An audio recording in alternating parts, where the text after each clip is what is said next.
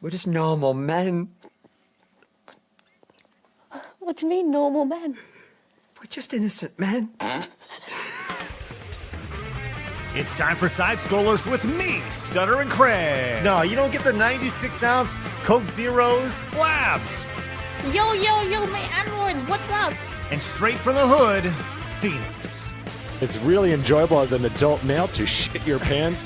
And now, broadcasting from our homes around the internet, it's time for Side Scrollers.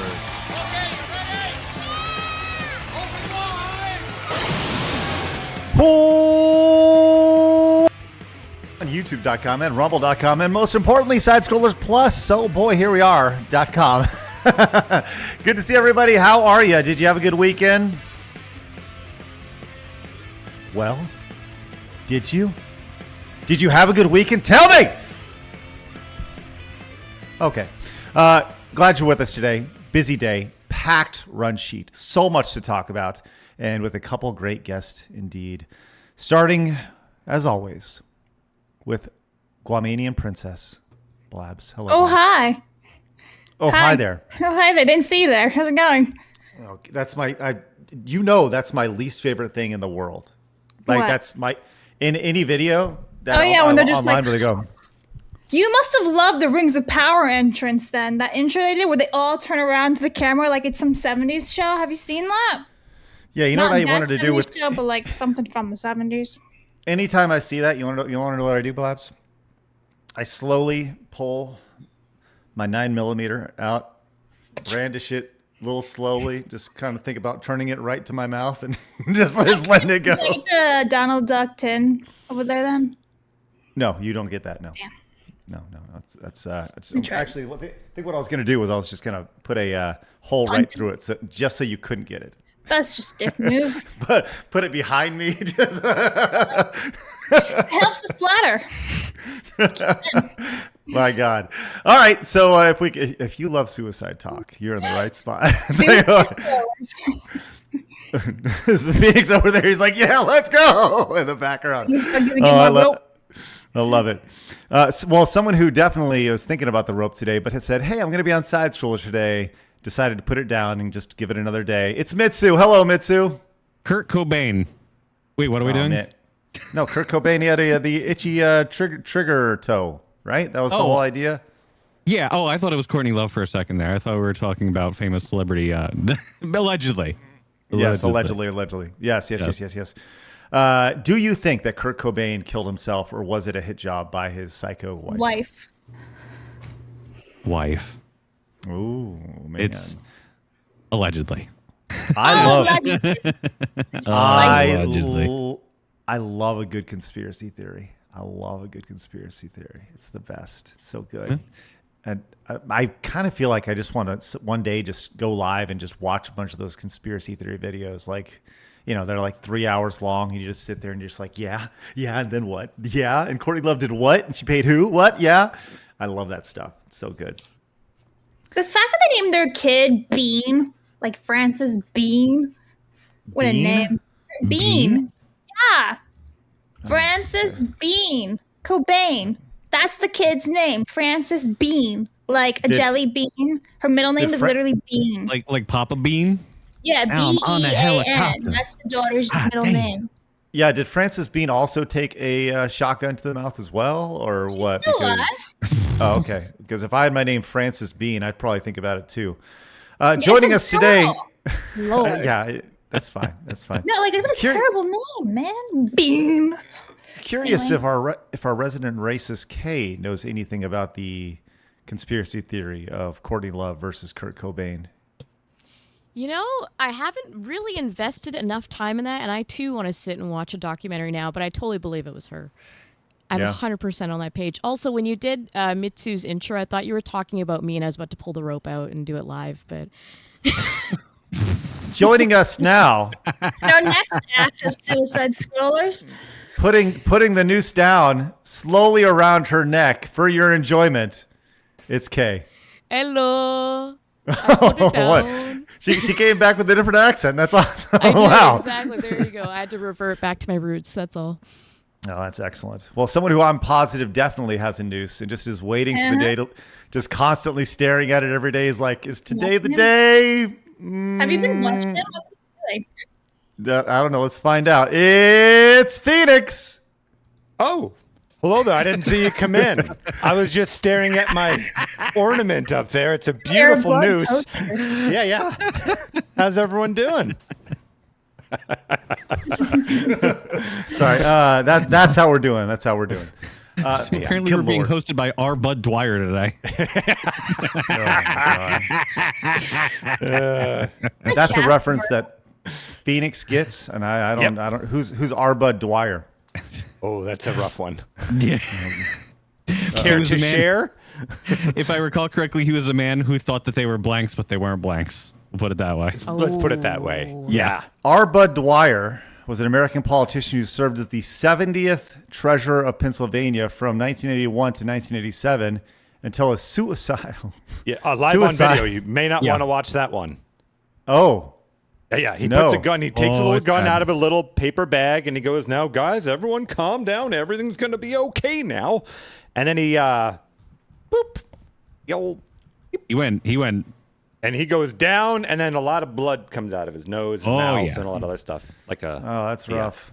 That's What Not enough time motivates for a me man to to do this? Like, this is not insane. enough time for me to finish, but just enough. Almost. almost.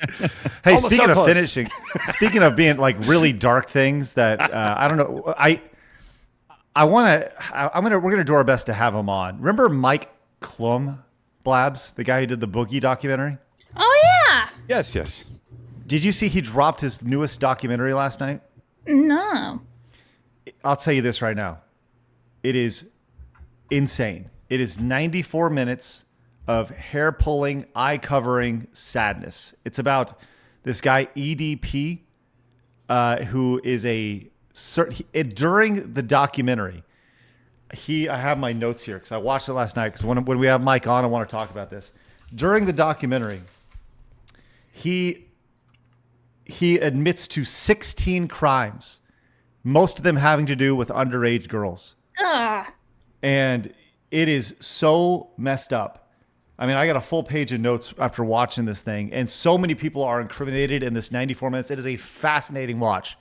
And we need to get Mike on. I reached out to him last night to see if we can get him on this week because the documentary had 40,000 people watching it last night on YouTube. Apparently it's getting throttled because it deals with some really dark stuff. And this guy, EDP, I didn't know a whole lot about this guy, but this dude is a freaking predator, and he is not afraid to let you know about it. And he doesn't think he's done anything wrong either. I think that's the thing. It's nuts. Anyways, I fully encourage, if you want to be scared that there are people out there like that, then I think you should watch the doc. But hopefully we'll barely have Mike learned on. about him yesterday. I didn't know who he was either. And one clip that I saw was him saying that he wasn't there to groom a girl or whatever or go see her. He just wanted a cupcake. Yeah. What? Yep. So stupid. Yeah. People say, I saw the chat says, what does EDP mean? I didn't know what this meant until I saw the documentary. It means eat dat poo nanny, but not poo nanny. And he is a in my notes, it says he's severely addicted to porn, way too honest, and likes to send poop pictures to people. Is he the overweight black guy? I'm trying to get a. Yeah. Okay, I think Yes. I know who he is. Let me just say this about this doc. There's a guy they got to play EDP in it. I think it's his first acting role. Could you imagine if your first acting role is to play this overweight pedophile guy who's like it's unbelievable. I can't believe they hired this guy to do this. Imagine that's on your IMDb. Right. I played right. overweight. That's on pedophile. your. That's awful.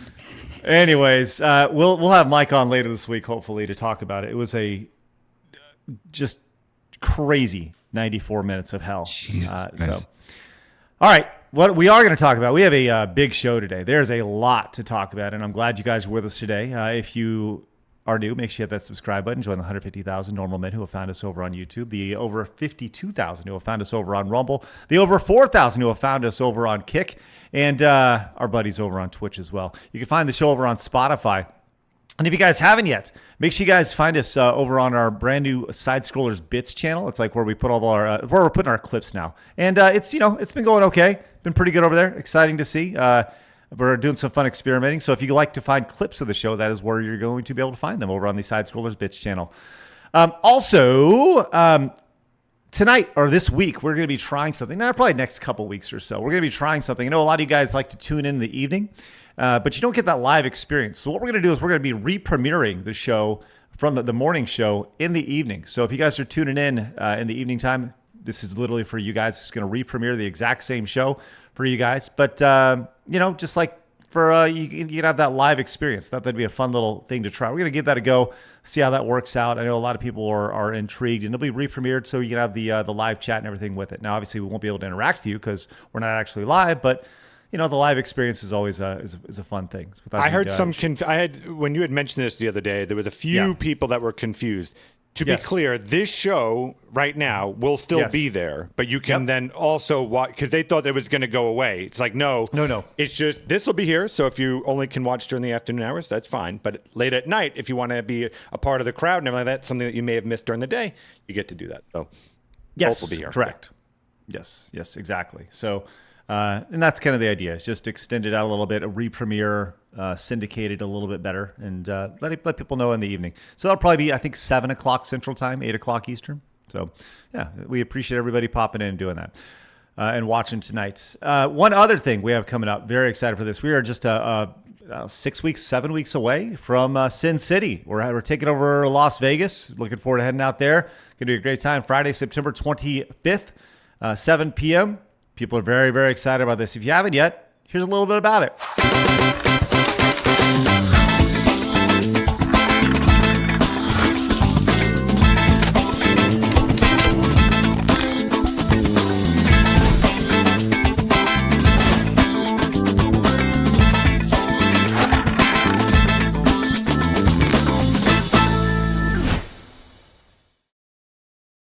So you can see, great guest lineup. Very excited for this. Sin City happening just a few weeks away. 46 days.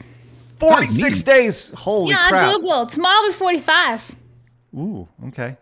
So yes, very much looking forward to heading to Vegas. We're going to get all of our travel scored away here in the next couple of weeks, and we're putting together a great show for you guys. If you guys haven't yet, get tickets down in the description below. Very much looking forward to heading to Vegas and seeing everybody there. It's going to be a great time. All right. We have a Montez goal today. It's 50 supers of any size. Doesn't matter. We're just going to see how that goes. Always fun to have Montez goal on a Monday, but we're glad you guys are with us. But most importantly, we'd love if you guys joined us in Vegas, if you're going to do anything, which is good. Speaking of Montez goals, Young Stove came in with the 2 early. Says, Blabs, how you spelling balcony again? Also, free Asmon. Yes, Blabs. Over the weekend, I don't know if you saw this. My face was still swollen. I commented saying sadness. I put those sad emotes in there. Yeah. Yes. Kate, do you remember one of the funniest things of all time? Yes. Kate, did you know that over the weekend, I did not plan on doing this, but my face was still swollen from my mouth surgery over the couple days ago, so I couldn't record any videos.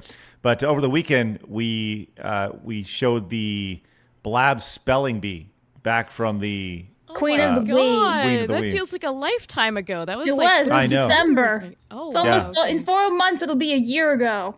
Yep. Wow. But do you remember how that went? I do remember how that went. Shut up. Yeah, it was great. Good times.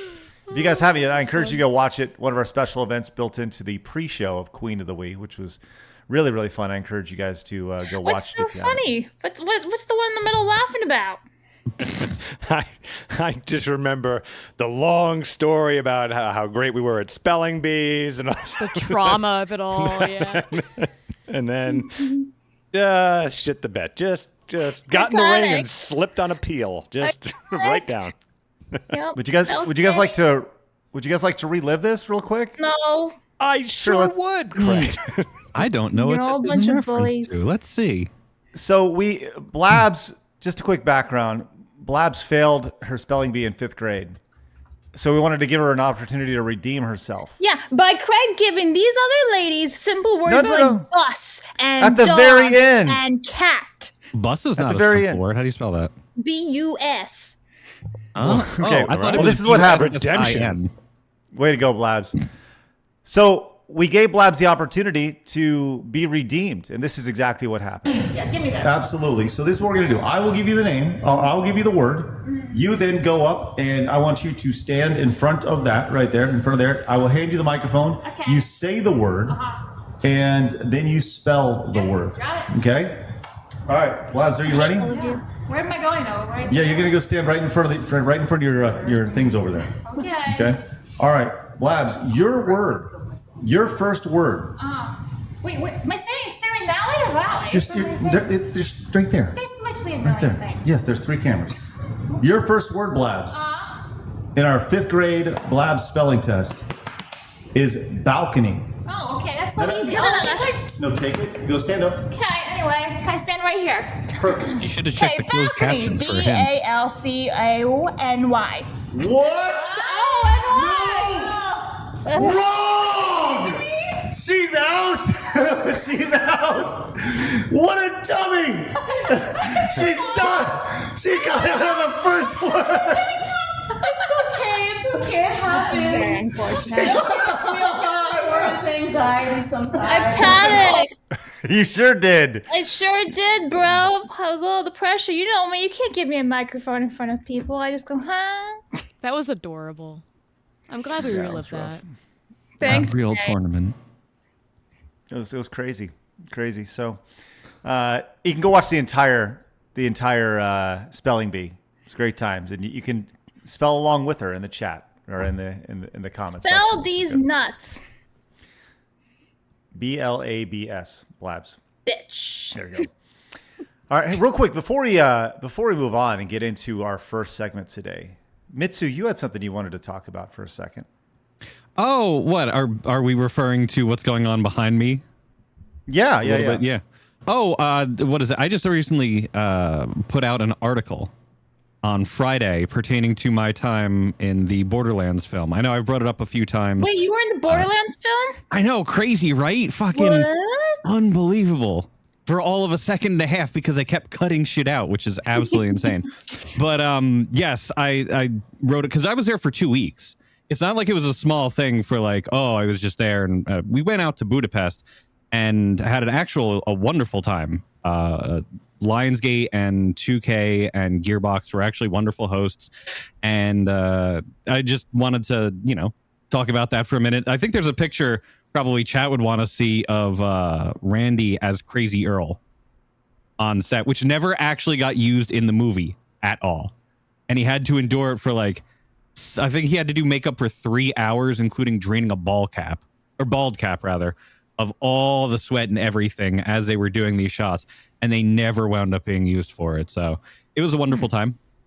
Getting to meet all those people, getting to know Randy a little bit better. Obviously, he has the public relations things, and he and I have been at odds too. And he probably hasn't even read it because I think he blocked me about 6 or 7 months ago over something. Oh, because it was Borderlands 4, because I said Borderlands 4 looked too much like 3, and that really made me worried about the direction of the series and stuff like that. You got to talk to Randy Pitchford? Did you ask about Medieval Times? No, Did you I ask didn't. about the USB? No! Okay. A lifetime opportunity to ask him about his magic tricks. Why? I'm going to tell you about the most professional moment I ever had is we were doing the hosting launch party for Tiny Tina's Wonderlands, and it was just Randy and myself on that stage, and I'm sitting on that couch, and he's in that big armchair, and he says, "Is there any one thing you want to ask me in the entire world?" And boy, howdy, it took me everything to just be the most professional man ever and ask a very poignant and relevant question to what was going on. But I'm not going to lie and say it didn't cross my mind, because I remember when that launched and a lot of us had things to say about Randy back then where we couldn't believe that he managed to hang on and continue being a part of Gearbox in the way that he was going forwards after that, because that was not a good time either. And, but I asked him about a bunch of other things that I thought were fun too, because he also worked on Half-Life and he worked on Opposing Force, which is an amazing expansion for Half-Life. So, of course, me being the ultimate fanboy for all of that shit, I had to ask him about all that crap too. Well, I'm sure we can get a little more information about that in your article. Yeah. So I wrote about all that and more. Make sure you put that in the put that in the private chat so Blabs can put it in the description for you. Okay. Sure, absolutely. Cool. Love that. Love to hear the behind the scenes. Last Effect came in with 5. Says Super Troopers 3 was great. Meow. Kay, your people and culture is in it. I know. I know who had a great weekend. The quartering, drunken tweets, and deleting again. Yeah. Yeah. Okay. So the quartering is one of those things that I know Blabs has no interest in talking about it. Zero. Right. So I did mention this really quick. With school getting back in session, I think next week I may start extending the show out after we finish our 2 hours-ish here on the show. And I may continue over on Kick to talk about some of the things that they don't necessarily hit our show. So just a heads up. You may want to be following over on Kick when you do that stuff. So Professor Plaguebat says, Kirsten watched the EDP documentary on her stream yesterday. It was absolutely wild. Yeah, man. I'm glad she watched it because it was... Hyena First says, get Y-Files on the show. Some great conspiracy theory videos. Another good one would be Fat Electrician, Hannibal Line Crosser, and Stack from History of Everything podcast. I would love to get Y-Files on the show. Y-Files is an amazing series. If you guys haven't seen that, it's great. Gold Soul Ninja with 50 freaking dollars says, hey, gang. Had a lot to do the past days, plus supporting a Legends returning to the YouTube streaming again. Caught all the VODs. Turns out, didn't miss much. It's just chaos and no common sense. Goldson Ninja, who came back to streaming? Let us know. Good to see you, buddy. Thank you so much for your ridiculous support. That is awesome. I'm going to get you on the wall. Wall's looking a little bare. Need to get the wall filled back up again. Wastelander says, hey, Blabs, spell your name. Happy birthday, Phoenix. Thank you. So happy. What a happy boy. Yeah. MVP Cost came in with 20,000 Indonesian money. Says, Blab, if you're still search new guest, try Nanny VTuber. I do like that his name's Nanny. Nanny! What? Nanny? We have Megs, Cat, Melee K, Bus, Blabs. Yeah. Anti-establishmentarianism. Seriously, 5th grade words here. Bus, cat. What? Yeah. You couldn't spell anti-disestablishmentarianism in 5th grade, Blabs? I think I actually did spell that one right on the spelling bee. I'm pretty sure. But like, what the hell, man? Bus, cat, and then this word, like, skewed. That's fun. And give it up for Rex. J Rex, thank you so much for giving a brand new member over on the YouTubes. All right. Before we get into hard news today, I think it's important that we take a little step back in time. Friends, it's time for Today in Yesterday. Today in Yesterday. Presenting the debut of Star Fox in 1993. I'd never seen this before, but I thought, man, this is pretty dang cool. And Nintendo is banking on a new superhero. Today, Nintendo shipped out more than 1 million cartridges of its newest video game called Star Fox, designed to give the player the feeling of piloting a supersonic speed aircraft with three-dimensional graphics and blazing game speed. The cost $59.95. Nintendo locked in a fierce battle with Sega on the video game field. And analysts say Sega got the upper hand 2 years ago by offering more complex and realistic game action. So, battle goes on, John. You have kids. You ever get hooked on one of those games? I don't play it. They're great at it. I mean, they're zipping away at it. And love to see these old things. Let's go, Sega console war. I'm a Sega simp forever, so just hearing that, like mainstream news of being like, Sega won, let's go. That's all I needed. So, well, they got the upper hand there, Kay, by offering faster gameplay and more complex gameplay, whatever it was, right? In my heart, Phoenix, when you see... Oh, yeah. You're the one holding on? Yes. Phoenix, when you see that stuff, how does that make you feel? I remember my dad coming back home because that was literally how he introduced himself again with Star Fox. So it's a good really? memory. Yeah. No, I was blown away by Star Fox. For those who weren't around that time, this was otherworldly to be seeing that our 16-bit console could have a semi 3D look. And yes, the frame rate's a little shitty and stuff, but we didn't care because it was just absolutely amazing. The music was fantastic, and it was actually a good game. It went beyond a gimmick. It actually did have some really, really good gameplay. I will derail for one quick second if you'll let me. Yes. I was just over the weekend at a retro gaming convention, and I actually saw Walter Day there. One of the most amazing things that I saw there was you had a lot of adults there that were really there because it was a retro gaming event that were probably there more so for themselves. But one of the most amazing things that I saw, and this is what sparked it, was I saw a bunch of kids playing Star Fox, blown away by that. But more importantly, I saw a bunch of kids saying how awesome it was to be playing games with their family members next to them. Because they had a lot of like couch co-op things and stuff. They couldn't even process the idea of gameplay that wasn't online. And I heard over and over and over again the equivalency of, I wish we could do that now. From all different age groups, even like 15, 16-ish, I'd say, around that range.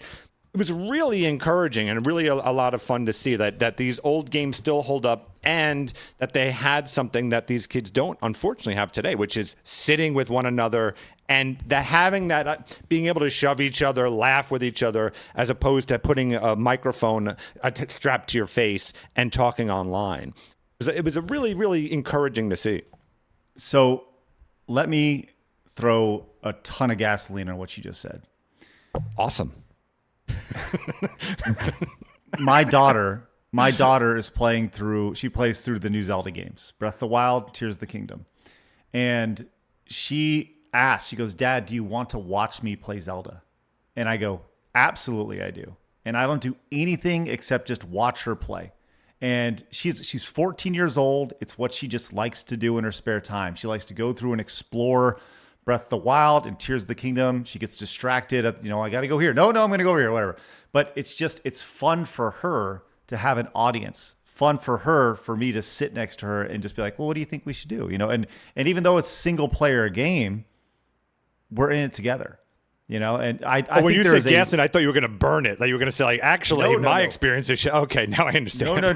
No. I mean, what you're saying is 100% true. And I'm curious to see if there's any other parents out there who have had the same experience, because there is something to just. There's another segment. I saw a video this weekend of people playing in the 90s. And it was I think it was PlayStation 2, maybe it was early 2000s, where they were just sitting around the couch, and there was like 4 guys. And their dad just sitting there playing PlayStation 2 together in a couch. Is like, yeah, that is gaming. That's a big part of gaming. And yes, online gaming is big. It's how people play games now. But there is something magical about just sitting there together. You don't need to say anything. It's just being there together. And then when something pops out, okay, cool. It's great. That's awesome to hear. Okay, Mitsu, do you got anything on that? That's how you're supposed to play Grand Theft Auto, right? That's what I would do. Like we would hang out and just drive around in Grand Theft Auto, and then if you want, there's a song on the radio that we wanted to, just pull over real quick and we'll just listen to that real quick. Then you got something else going on in the background too. Maybe somebody's on their PC playing fucking Counter-Strike. You got 1.6 going on one thing. Yeah, Grand Theft Auto, everybody's just watching, having a good time, enjoying the environment that the game has actually created for everybody. And it doesn't have to always be multiplayer. It can be a single, like Metal Gear Solid 2 was about the same time too. Metal Gear Solid 2 was a fucking movie experience for some people. So you could just sit there and watch your friend play that for hours. I think that's something that gaming is kind of lacking these days. It always has to be something to validate just the person who's playing and what's going on there, or no couch co-op whatsoever, which kind of destroyed the in-person experience, if you will, that gaming once had too. Here's this video I found. And the music. Yeah. Yeah. But you see, it's just dudes sitting around playing some PlayStation, popping those discs in, having the best time of their life. Like this is it. That is like, this to me, this is video games right here. Just hanging out with your bros. I'm going to break everyone's brain. I never went online gaming until 2020. Oh, yeah? Yeah. Were they just LAN parties before that? I mean, that's even better. Yeah, I never did LAN parties, but I always had people at my house either playing like the Wii or like on the PC, or I went to somebody else's place and played like PlayStation or whatever. It was never online until I started playing Star Wars Battlefront 2, like end of 2019, 2020. So I survived all this time on the couch co-op. You know, quick side note, I did see in the chat that there was somebody who mentioned that the PlayStation 2 was the GOAT. Actually, no, we established that the PlayStation 2 is not the GOAT. As a matter of fact, it was the Nintendo 64, as referenced in our greatest console ever tournament. So, I believe it was a Game Boy. Yeah, you're correct. Game You're Boy correct. actually beat everything. I apologize. You're right. But Don't yes, I think the remind N64 did beat the PlayStation 2. So As it should. yeah. There. Just my right there. God, The old master race. It even beat the PC, I will remind you. Yep. Yep, the The Game calculator Boy. versus the PC. That is correct. Yes. I know that went really well over with the crowd, Craig. Yes. It went over excellently. That's I good. was one of the people screaming the entire time. What are you doing? What do you mean? I love the N64. What do you mean it beat the PS2? What? How was the original What? Xbox on the...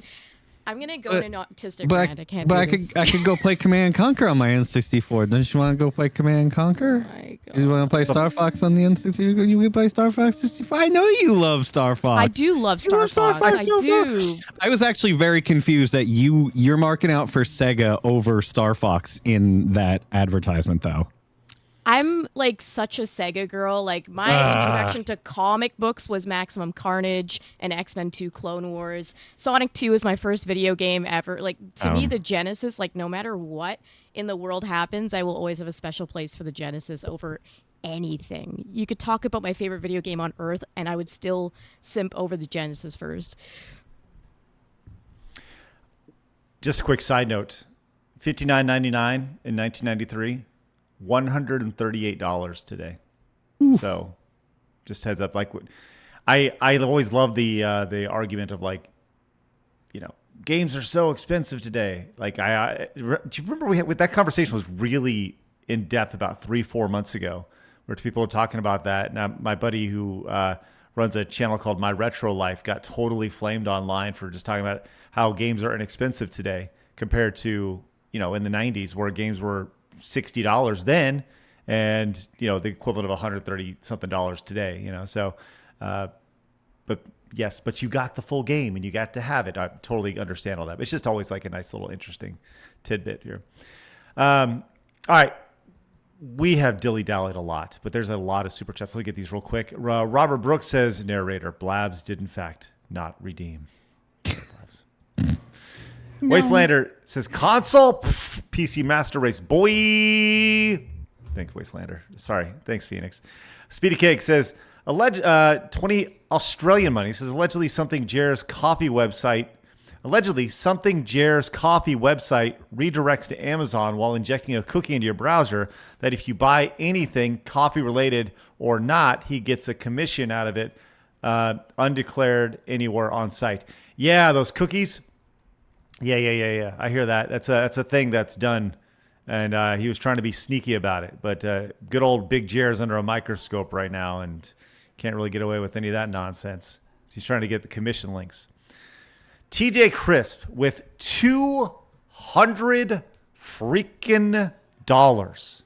Give me that. Otter says, please quit using Rumble Studios to broadcast the show as they use lower bandwidth than YouTube. Your video quality looks way better in Friday in 1080p.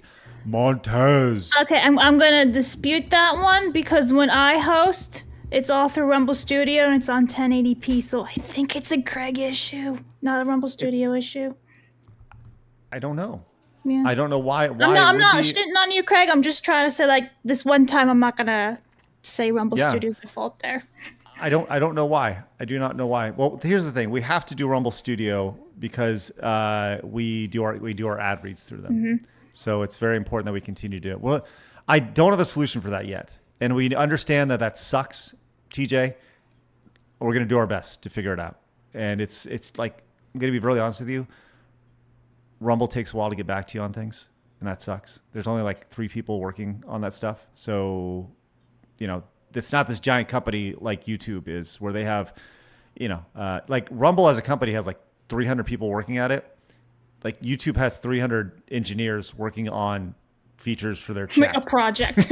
Right. Silo Pool Podcast says, so the running joke that people who lived in Reno and Las Vegas were your spirit animals was a 70 deadbeat dad. Thank you, podcast right there. Marvelin says, what? Kids want attention from their family or to show interest in things they like? What? Clearly you're lying, Phoenix and Craig. The news told me the opposite. Damn it. Been found out again. Damn it. Blaz, will you get these while I get TJ on the wall, please? Yeah, right. Okay, John Kenji, member for 39 months, says, yeah, I agree with whatever you said. Thank you. That's incredible. Gold Soul Ninja for 10 says, YouTube don't like me saying the names in quotations, so I put in direct donos. I'm assuming you got some direct donos to read.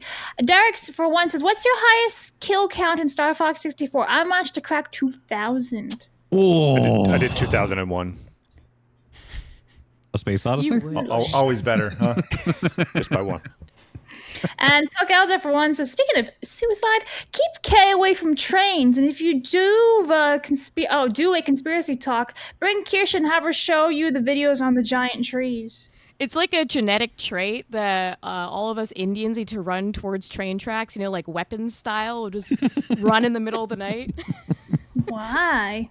I don't. That is a weird Why phenomenon not? when it comes to Indian folks. It's this weird thing with Indians that they're like fascinated by huge things, and like you see them get crushed by elephants and other like things, and hit by trains. No, they see constantly. things like a deer in headlights. They get just so shocked by and amazed by something so big, and then they die.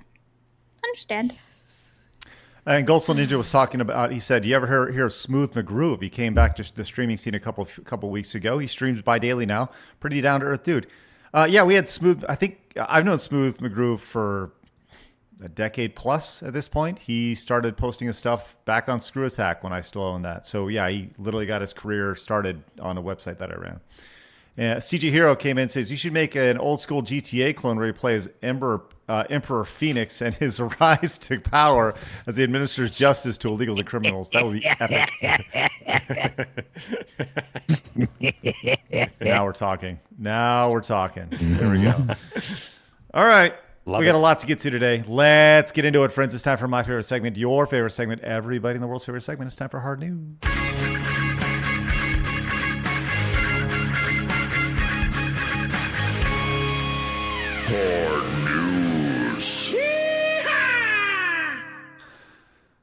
Okay, the big story on Friday was the banning of Asmongold for 2 weeks on Twitch after something that he said. Now, a little background. Kay, you did not hear about what Asmongold said or his banning. Is this correct? I saw a headline say Asmongold banned on Twitch, and my brain went, everyone gets banned on Twitch every day and then comes back like a minute later. So that's the extent of what I know.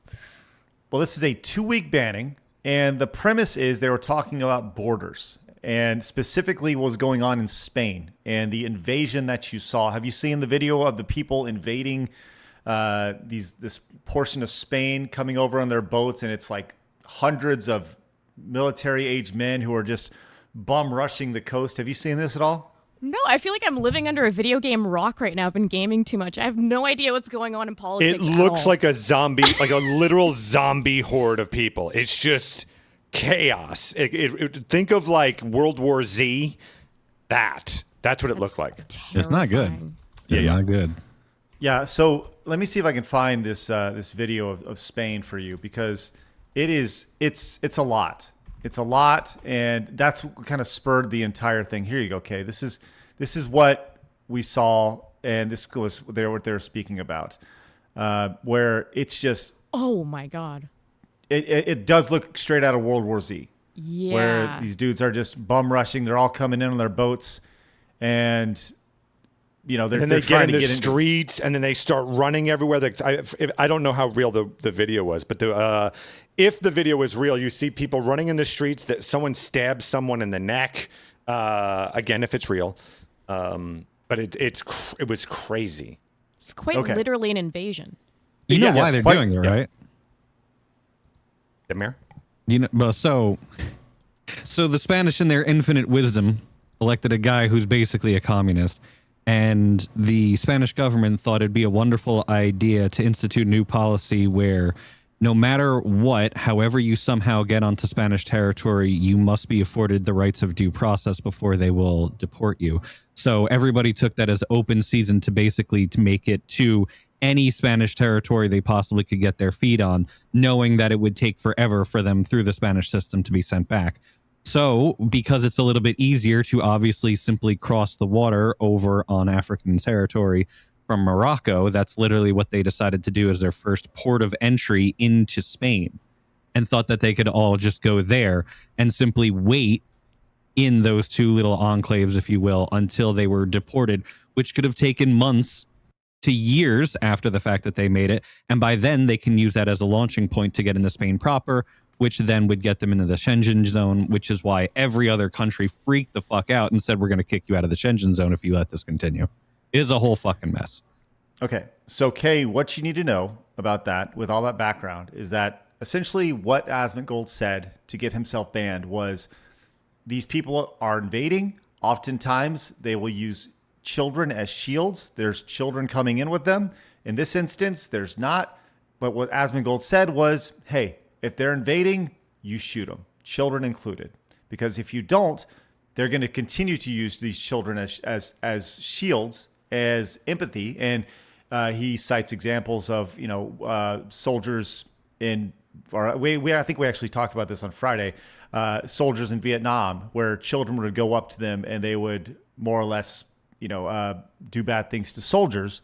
But, hey, it's like they're children, So he said this, and everyone's like, oh, Asmongold's a child killer, right? He wants to kill children, right? And that's where we got to him being banned for 2 weeks. No, it's about hostile invaders. It's not specifically about children. And yeah, absolutely, that's always been a weapon of war, to use children as bait, whether it's through the media to emotionally play on our heartstrings to make us feel bad for migrants, or, in the way of actually physically having a child go up and distract a soldier. This is documented for decades at this point. So yeah, no, once again, it's a common sense take that, yeah, he's getting shit for. So, well, he went in and he did a quick video about it. He had some health issues. He didn't even know he was banned, but he did a video on YouTube where he's like, oh, I didn't even know. But he did not apologize. Came out and said this. Oh, he said this. I probably do dial it up a little bit too much, and maybe I could use different rhetoric, etc. But I want to let you know that I apologize for nothing. I meant exactly what I said, and I think that these borders should be defended with lethal force whenever it's being invaded by 40 to 60,000 people at the same time. That's an incredibly dangerous thing for all the people that live in that country, and I don't think that a government has an obligation to allow a bunch of invaders to pour over and potentially kill their own citizens. I find this to just be horrible, and ultimately it should be stopped. Also, there are a lot of other patterns, like I'll give another parallel to this as well, is that in a lot of gang culture, what they do, and this is, of course, nothing like this is a monolith, but many of people like this, what they do is they'll use children to commit crimes because they know the children will not be sentenced in the same way that an adult will do. And what my biggest argument for all of this is that I generally, and I know people might not believe this, I think most people do believe this, but the people that don't like me don't believe this, or they don't want to, is that I think that I really do have the most moral and ethical position on this. Because the moment that you create an incentive, you also drive a behavior. It's a pretty base statement. The moment you create an incentive, you drive a behavior. And we've seen that in society in countless examples. Welfare, right? Or examples of incentivizing childless homes, right? You set a standard, then people will ultimately abuse it. That's pretty much what he's saying right there. But he did what I feel like he needs to do, and not back down, and kind of expand his thoughts on there. Now he says, maybe my rhetoric is a little extreme, but I think that people will take it to the extreme when it comes to anytime you have any sort of bend to the rules. Mitsu, you were talking about that a second ago. Like, this was people are going to be in this area, and as soon as that popped in, they were crossing the border or whatever to get in, right? Yeah, they knew. The Moroccan government tried to say that there was false information that was being spread that caused all of these people to decide to swarm on the border like that. But it was always going to come. The Spanish literally changed their immigration rules to the new standard in, I think it was like July 17th. They passed this and the news came down of all of it. It took them 3.5 weeks for everybody to figure out this is open season and we can just try and cross the border however we need to. And they recently changed the way that you can cross the border into Gibraltar as well, to and from that area. So it's a very short swim all the way across, and then you're immediately granted access to the EU zone. A lot of EU states are going to have a big fucking problem with that, and very, very fucking soon. So that could cause a lot of issues for Europe in the near future. You know, this seems like a pretty good little meme right here. Like, if you don't want your kids to get shot, then you don't take them to the place where they can get shot. Right? It seems like a pretty... The factory, yes. That's right. Yes. I love this meme. The Get Shot factory right here, you know? Oh, is that Nork? It's good to it's good to see him. New Jersey joke. I was gonna say, don't know the Nork reference, but this seems like such a basic take, which naturally people have taken and they've gone and they go, well, you know, now he wants to kill babies. It's like, I'm sorry, what? Like, it seems like such a, people obviously going to talk about taking things to the extreme. That is what people have done with his statement. That's a perfect example of it. But Phoenix, do you feel like Asmongold not backing down here? You talk about never giving an inch. I feel like he's not really giving an inch here. He's just saying, look, maybe I could tone down my rhetoric a little bit, but I'm taking him there just because it needs to be said. First of all, it's always fun when that side is arguing for the lives of babies that they voluntarily kill constantly. Yeah. But attaboy. That's exactly it. You never apologize ever. It's futile. First, it makes absolutely no sense. Your own base is not. By the way, when I say this, let me rewind. When I'm saying when you really are not sorry, obviously, right? So if you really aren't sorry because you don't think you did anything wrong, by apologizing, you fuck over your own base, and then you move the needle nothing as far as gaining momentum, as far as the debate that's out there. And you're also definitely not going to please the zombie horde. So it's a completely stupid thing to do. So attaboy, he understands what he's doing, and more power to him. I wish more people did that. Well, this is, I think the one thing when it comes to Asmongold is he doesn't need to stream. Yeah, he's talking about, well, you know, I'm going to worry about my health, and maybe I'll just take a vacation, and when I come back, I'll come back. And it's like, cool, you know, because his audience is still going to be there. But it's amazing to see people attack and once again take these things that he says, and people will hear these things on the surface and go, wow, that's really, really bad, and they'll use it to attack him for his, you know, immoral thought process or whatever that they deem immoral. Which, as he pointed out, Phoenix. Like, there's a lot of irony of these people who are like, yeah, don't kill the babies. Yeah, and like wearing shirts about like proud, you know, killer of, you know, like 10 abortions or whatever. Like, yeah, right. No, this is ridiculous. All right. Good on him for not apologizing. Yeah, and I actually liked how he did it, because he goes, listen, he actually did, like, he heard a criticism and said, okay, you know, maybe I can deliver it a little differently. That said, I apologize. Perfect. Like, that's the best thing you can possibly do. I heard your thing. Okay, maybe I can course correct in a way. I can deliver it a little differently. But anyway, I don't apologize for the meat of it. That's perfect. It also doesn't matter if he course corrects or not. It's like when you hear people talk about Trump, for example, right, with TDS, and they just constantly say things. And half the time my response was, I wish he was that cool. He's not. He is not doing these things that you like think that he does to this extreme. So it doesn't matter how like middle of the road you are, how much you try to appeal to people, to soften it, to try to deliver better. Like, they're always going to take the worst thing possible that they can correlate from it and attach it to you as a person. That's why I just always speak in extremes and I don't care. Like, I'm just like, I will say any word under the sun. I will say anything that makes someone mad, and usually 99% of the time I believe it. 1% of the time I'm joking. But it doesn't matter, because they're going to throw the deepest labels on you anyway. So there's no point in trying to like push those labels off. Just, okay, cool. Yeah, I'm racist, sexist, whatever. Who cares? You know who, if y'all think that Asmongold would take it to the extreme, let me tell you somebody who would. God King Emperor Phoenix.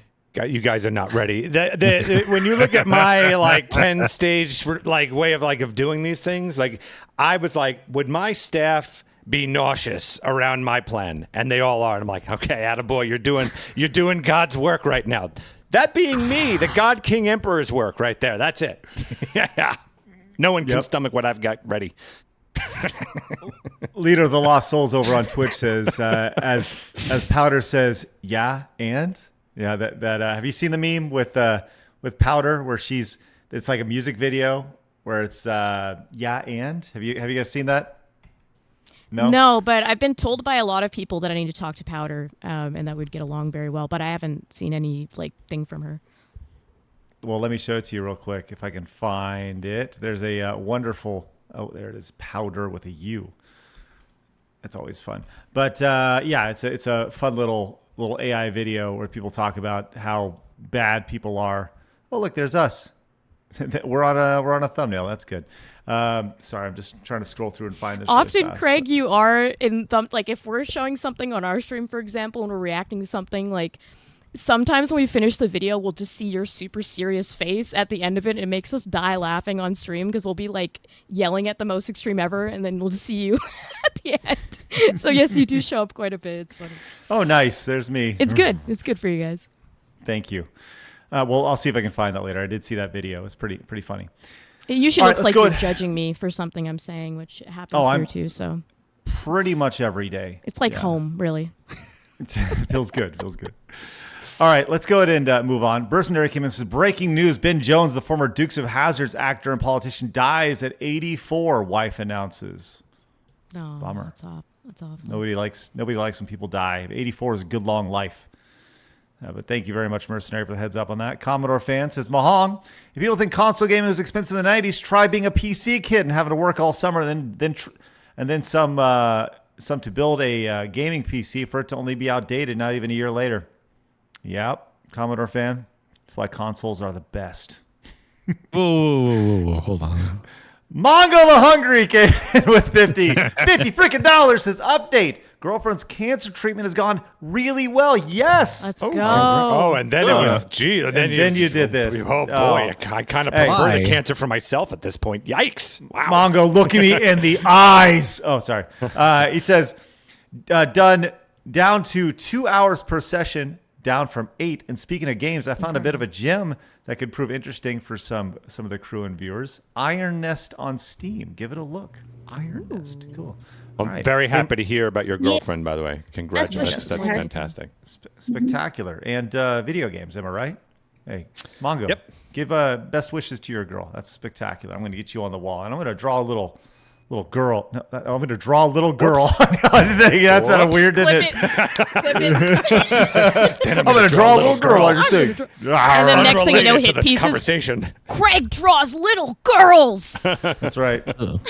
Mongo. I'll just put a little your stripper pole thing should never be followed by I'm going to draw a little girl. It's so good.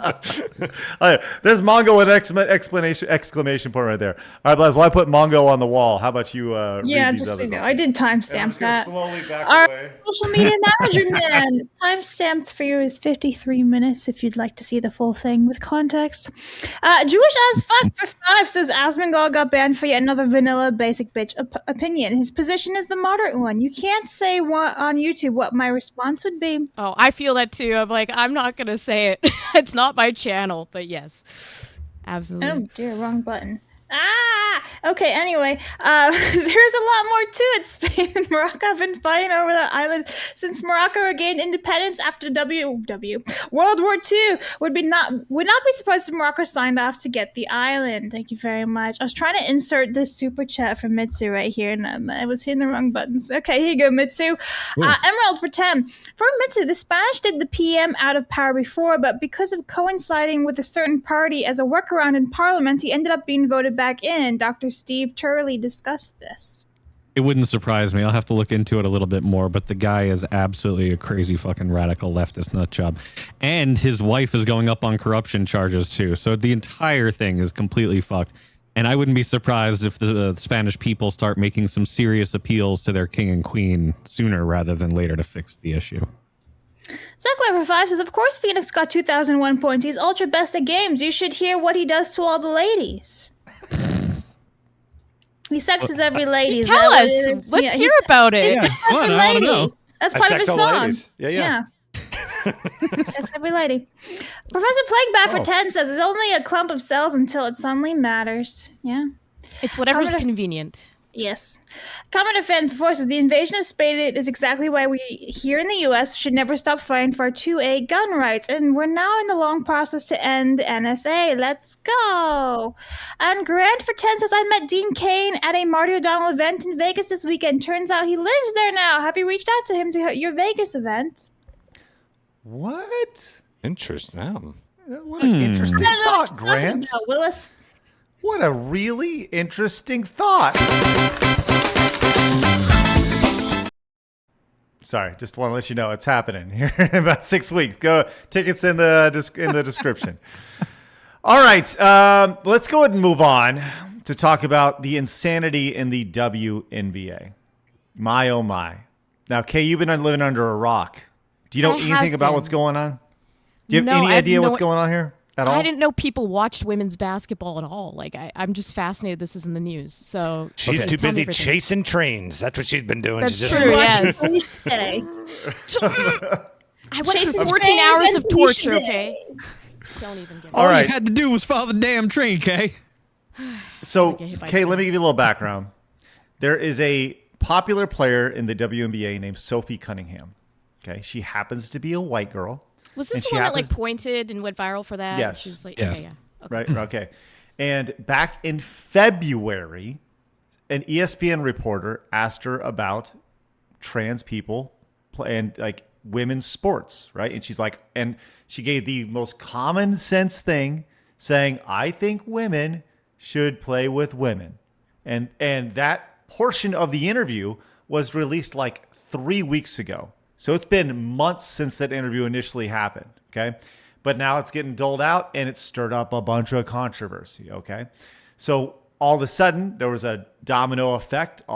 The next night, she's playing in Minnesota, and the coach has a Protect Trans Kids shirt on, right?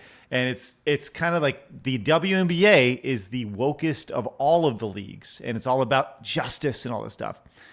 Well, fast forward to Friday, during our show, a former NBA player named Enes Kanter Freedom, who was actually kicked out of the league, not officially, but he played for a decade in the NBA, and then he went against the grain, and his cardinal sin was that, and I didn't do a good job explaining this the other day on Friday, but his cardinal sin was he spoke specifically about Nike and their child slave labor practices. And he specifically he did it against Michael Jordan when he owned part of the Charlotte Bobcats.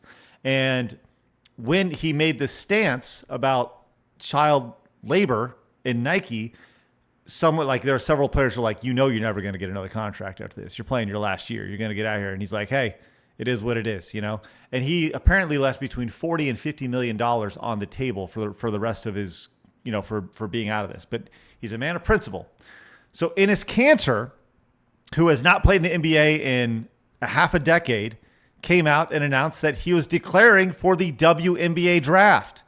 This is Enes Kanter here, okay? A 6'10", 250-pound son of a gun. This was him this morning, filing the paperwork. Well, it's official. I just declared for the 2027 WNBA draft in April.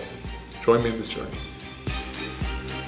Enes Kanter Freedom decided he's going to throw his hat into the WNBA. The WNBA does not ban men who identify as women right now from playing in the league. We would dominate the WNBA without batting an eyelash. The number one prospect in the history of the WNBA.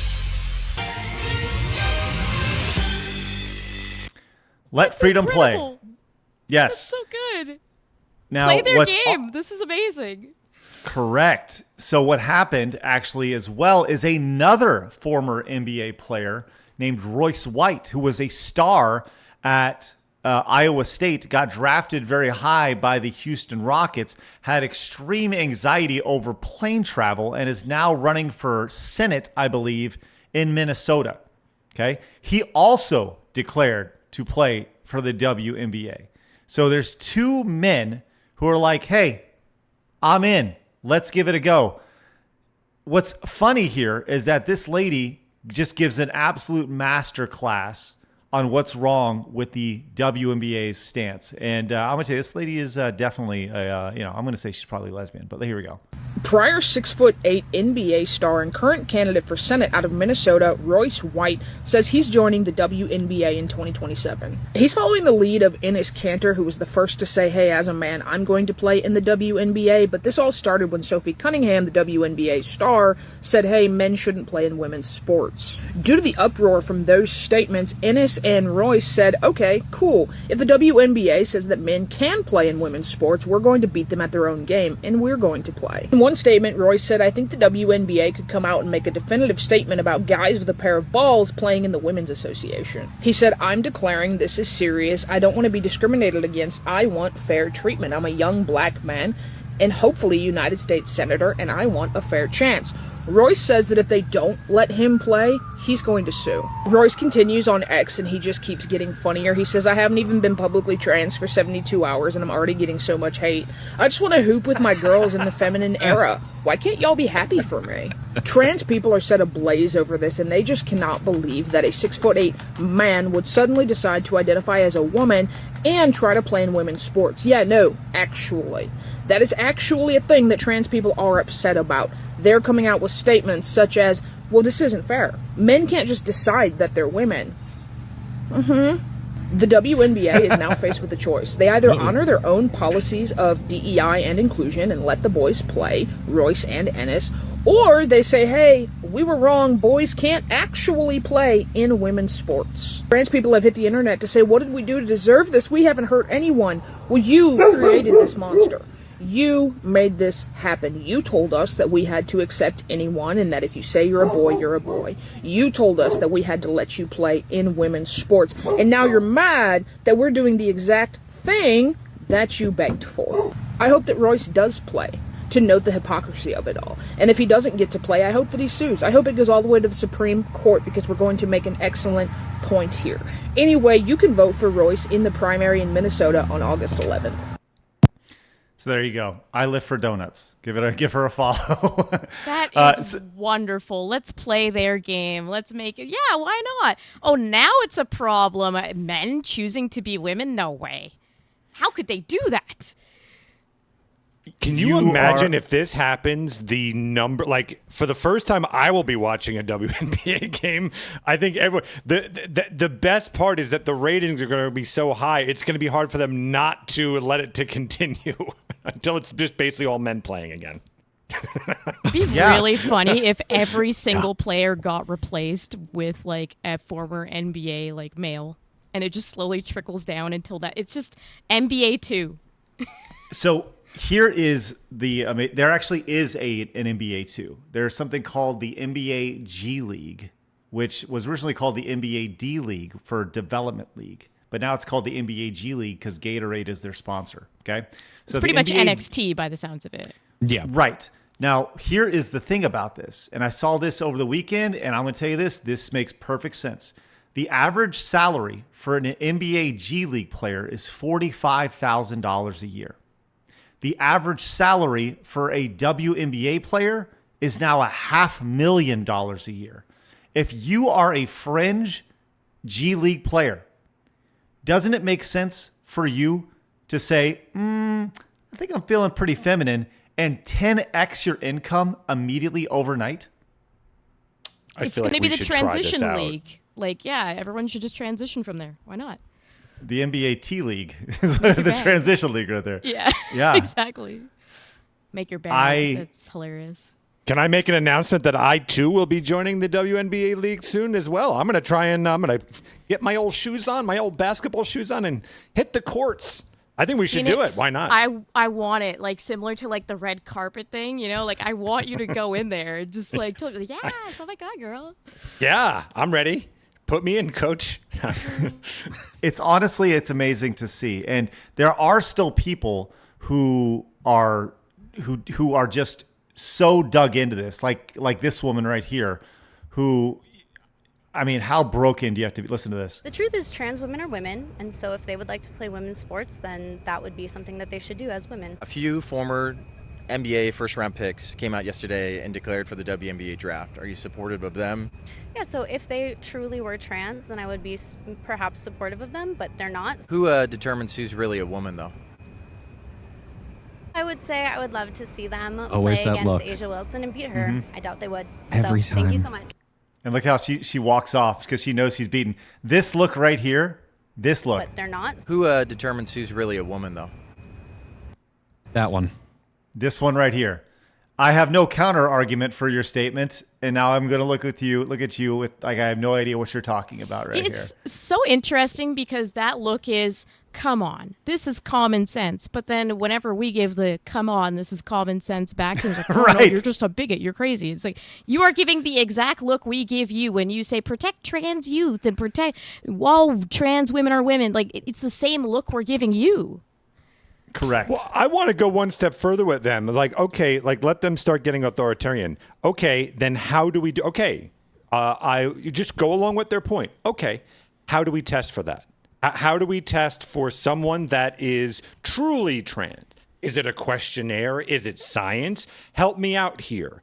It's a midichlorian test. That's how we have to see their level of midichlorians to know. Exactly. So it's just like so I would just, instead of what that guy did, go with them, go on their little journey and walk us down how you solve this thing. And they're not going to have a solution. It's like, okay, well then can you understand until you come up with some testing system? And by the way, you want to test to see, you want to make a test now to see if someone's really a woman, which is very, very bad in your little team over there. But anyway, until you come up with some kind of system, then we have to therefore let these people come in, correct? I mean, because you don't have a solution, what do we do? That's what I'd love to see them answer. And you'll see those math numbers just coming into their faces as they're trying to compute that, you know what I mean? That little meme. Well, that's what we just saw, yeah. Yeah. That face is the face where they know where the argument is about to end. Because as soon as they have to define what a woman is, that is where they lose, because the entire crux of the argument, and I've been, every now and again, I see through the algorithms, old videos of even Charlie Kirk getting asked this question too. What is a woman? And you can never, ever define it, because the second you define what a woman is, their entire argument will come crashing down every single time. Well, it's funny you mention that, because the WNBA now is actually in the process of trying to figure out what an actual woman is. This is something that they are discussing internally, keeping in mind that this is the WNBA with women, and they actually are effectively, they nicknamed themselves the W, for the women, right? When they're talking about it on ESPN, they say the W. This is what's going on with them right now. Who exactly is eligible to compete? I'm just having a blast in my feminine era. I never thought that I was a woman. You know, I've always trusted the science, and I thought I was a man my entire life. But, you know, after further review, look strong. After further review.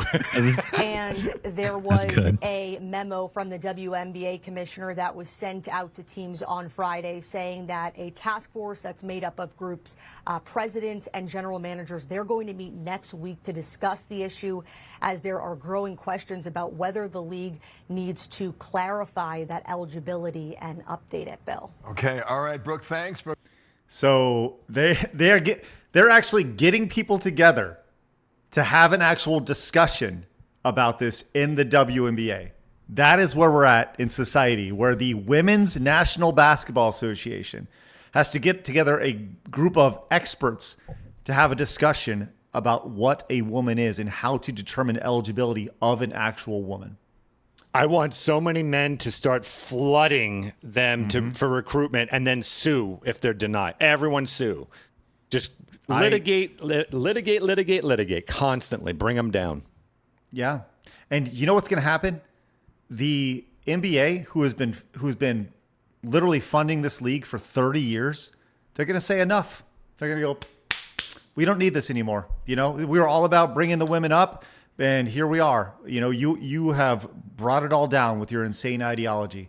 And what's amazing about this is the WNBA has said they don't want to be used as political pawns. Where in the past, going back to 2020, they had their BLM, they had their names of people who had been shot on their T-shirts. They're the ones with the fist up. They literally are a political organization. And now, no, we're not going to do that now. No, not when you call us on our crap here. But it went even further. This is Sophie Cunningham over the weekend. They had a game against the Chicago Sky. This is the girl who initially said girls should play with girls. Did you see this play over the weekend? Anybody? Yes. Basically, like puts the arm around her neck, I think, right? Here it is. She goes up for a layup. Face coming down, trying to prevent the layup, but that is just... Are you serious? She got whacked across the face. Yeah. Ended up bleeding. Got up, obviously heated. Got up in the girl's face. The girl who did this, her name was Dejana Carrington. Just call her Mustard. DiGiorno? Yeah. It's just mustard. After she clotheslines her, goes to the locker room, gets on social media, and Kay, I'm not kidding, tweets out white privilege. Yeah, and that's exactly what a stick of shit with a blonde wig on would say. Like, we're enough. Isn't she cultural appropriation because she's pretending that she's white or whatever because she's literally that's my point. Blonde hair. It's so stupid. You can't take my weave, but I can take your blonde hair, bitch. White privilege. Oh, I thought she was just pretending to be a Gongoro girl. See what I would do as God King Emperor. And this is like on a scale of 1 to 10. It's like a 0.00001 of what we could do. But like, I would just like get my own team guy of the thuggiest guys you've ever. I mean, thugs, right? And all they do is, as soon as they get on the field, they pile drive and deck every woman there. Every one of them. You put them out of commission, break their jaws, you name it. And then they go up, okay, we'll take our little penalty, we'll go off. And you just keep breaking these faces constantly. You don't ever try to win. You don't do any of this shit. You just see them cower in fear every time they get on that court of, oh, God, we're going to the ER for the next 6 months. That's what I would do, and it would be a lot of fun. Well, what do we think? Maybe you should be part owner of the Nashville Balls, the new expansion team coming to the WNBA. This is not real, but this guy, Clay Travis, has offered to buy an expansion WNBA team called the Nashville Balls, and he wants to have an entire team made up of men as women and he's like, it'll be a dynasty. We'll never lose a game. And he's probably right in that instance. It's like the Daily Wire's Lady Ballers now. It's basically just come to reality at this point. It's Joanna Mann. That's exactly what it is. 100%. Now, what's interesting about this is that Sports Illustrated chimed in on this. And I'll tell you this was pretty interesting to see their headline. You saw Sophie Cunningham get clubbed across the face here.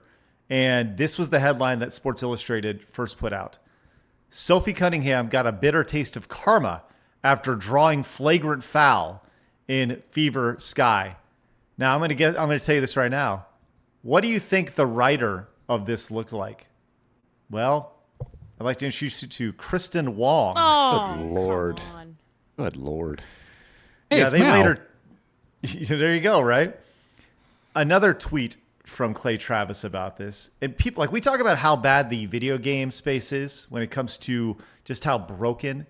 You would think that sports driven around testosterone, manliness, camaraderie would be a fairly masculine media. Totally incorrect. It is the most wimpy, beta, soy boys, never had a chance to make it journalists you'll ever see. This is from Clay Travis. This is from the new Direct Sports Editors of America statement on trans sports. Sports media is broken. This is what it is. They said, we are journalists. Words matter. Accuracy matters. Humanity matters. So let's be clear. Transgender boys are boys. Transgender men are men. Transgender girls are girls. Transgender women are women. Their lives are not a sidebar. Their stories are sports stories. This is coming from the Sports Editors of America. Here. accuracy matters coming from journalists. It's rich. It's so rich. Yeah. It's amazing to see.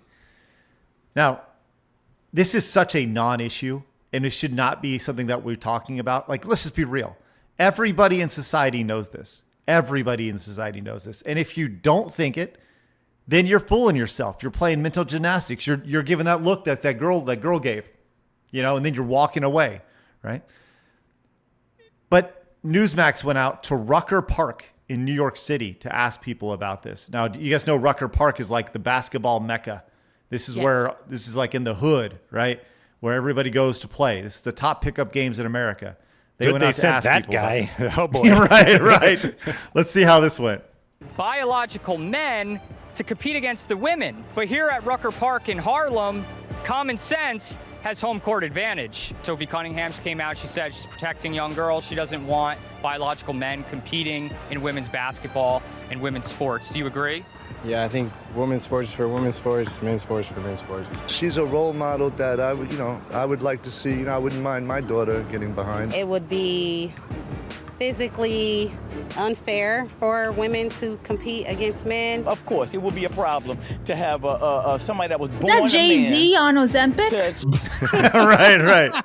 But look, all these people, including Jay-Z on Ozempic, agree. This is such a stupid issue. But the fact that we're even at this point says so much. But I love that this is being pushed. And anytime, my favorite thing to watch is people who are like Enes Kanter and Royce White.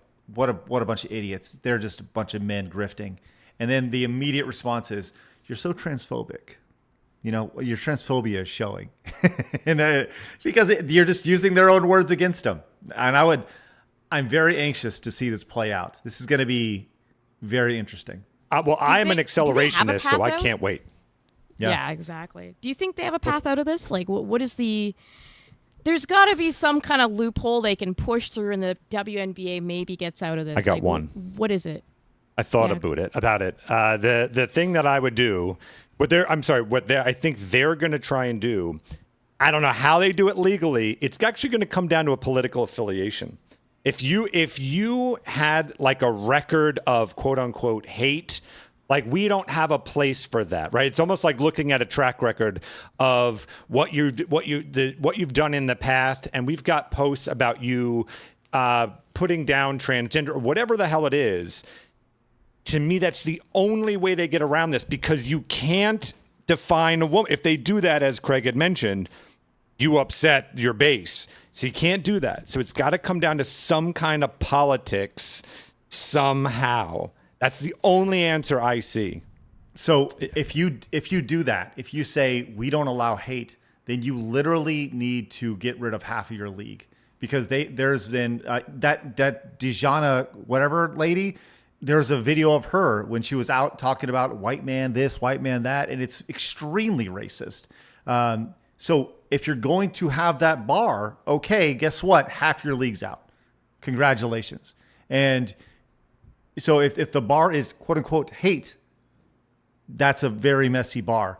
I think what happens is they do something that the WTA, which is the Women's Tennis Association or World Tennis Association, does with their women's group, and they have a little test which is less intrusive than the COVID test. They swab the mouth and they test for a gene, and the gene is tied to the women chromosomes. That's it.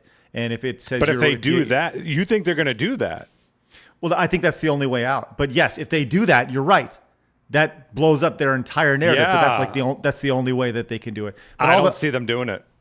I don't think they're going to do that.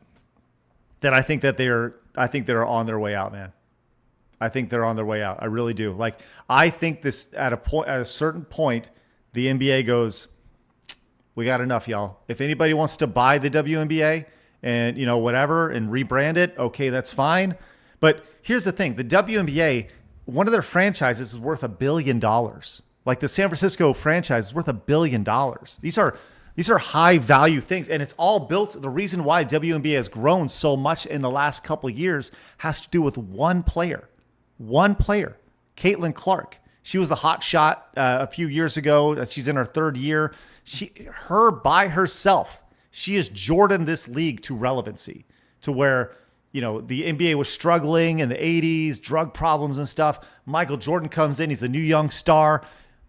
Indiana Fever games, the games that she plays in, double the ratings of every other game. And just by her, she has lifted the tide of the entire league just from her involvement. If she left the league and she started her own league with Sophie Cunningham and several other players, even if she didn't just start a league, if she went over to Europe, that whatever league she's in would be the most popular league in the world. She doesn't need the WNBA. The WNBA needs Caitlin Clark. And Sophie Cunningham has become popular not because she's, you know, like attractive, right? Not because she's Barbie, but because she's actually an enforcer in the league. She stood up for Caitlin Clark. That's how she has become more popular, because when Caitlin Clark's been bullied, Sophie Cunningham's been like, no, that ain't going to fly. That's where that meme came from initially, Kay. So that is why Sophie Cunningham has become so popular, is because she's been protecting Caitlin Clark and the bullies that have been attacking her, which brings up this entire racial dynamic, which people don't want to talk about, but it's very obvious that if for anybody who's watching it. So, you know, I've said this before, I've said it again.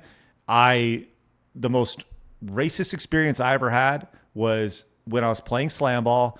I went to the hood to go play in Compton. I played in a YMCA or rec league, whatever it is down there. Played for 3 hours. I got called the worst things I've ever been called in my life. I got the shit kicked out of me for 3 hours by these black dudes who just didn't want to respect me because I was white.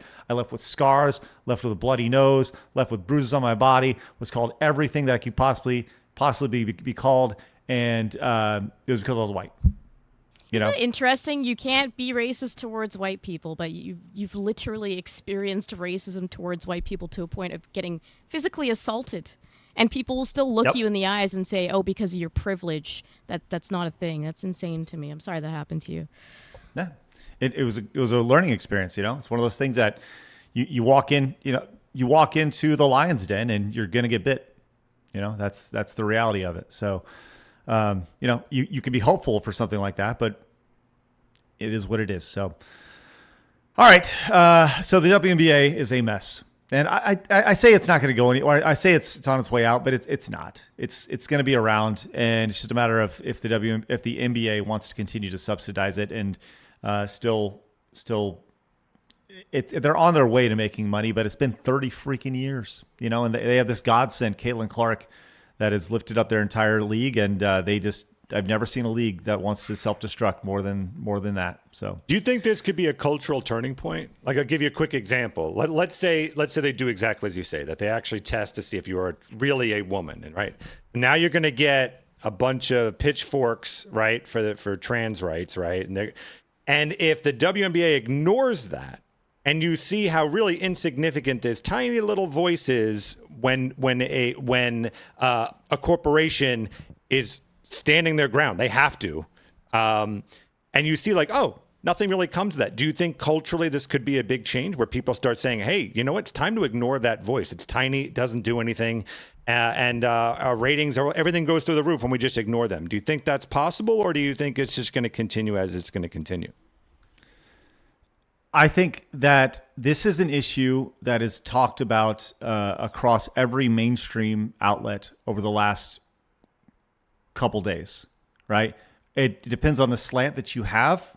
CNN will continue to call Enes Kanter and Royce White men, and Fox News will play up the idea of them being women, right? And say how brave they are, but I think it depends on how the WNBA responds 100%. If the WNBA... I'm saying if they do it, if they test, right? That's this is like the setup of this question. They go, all right, well, you do have to test women. That's it. And it's a women's league, right? So who better to fight this fight now? It is women. It's not the white man. It's the women. So they say, no, you have the picketers, you get the pitchforks. They ignore it. Does that change culture? Because they are now showing we can ignore them and move on. No, because I think what happens is it gives more ammunition to the crazy leftists in Portland, Seattle, and they say, you forced us to make this decision. We have to fight harder.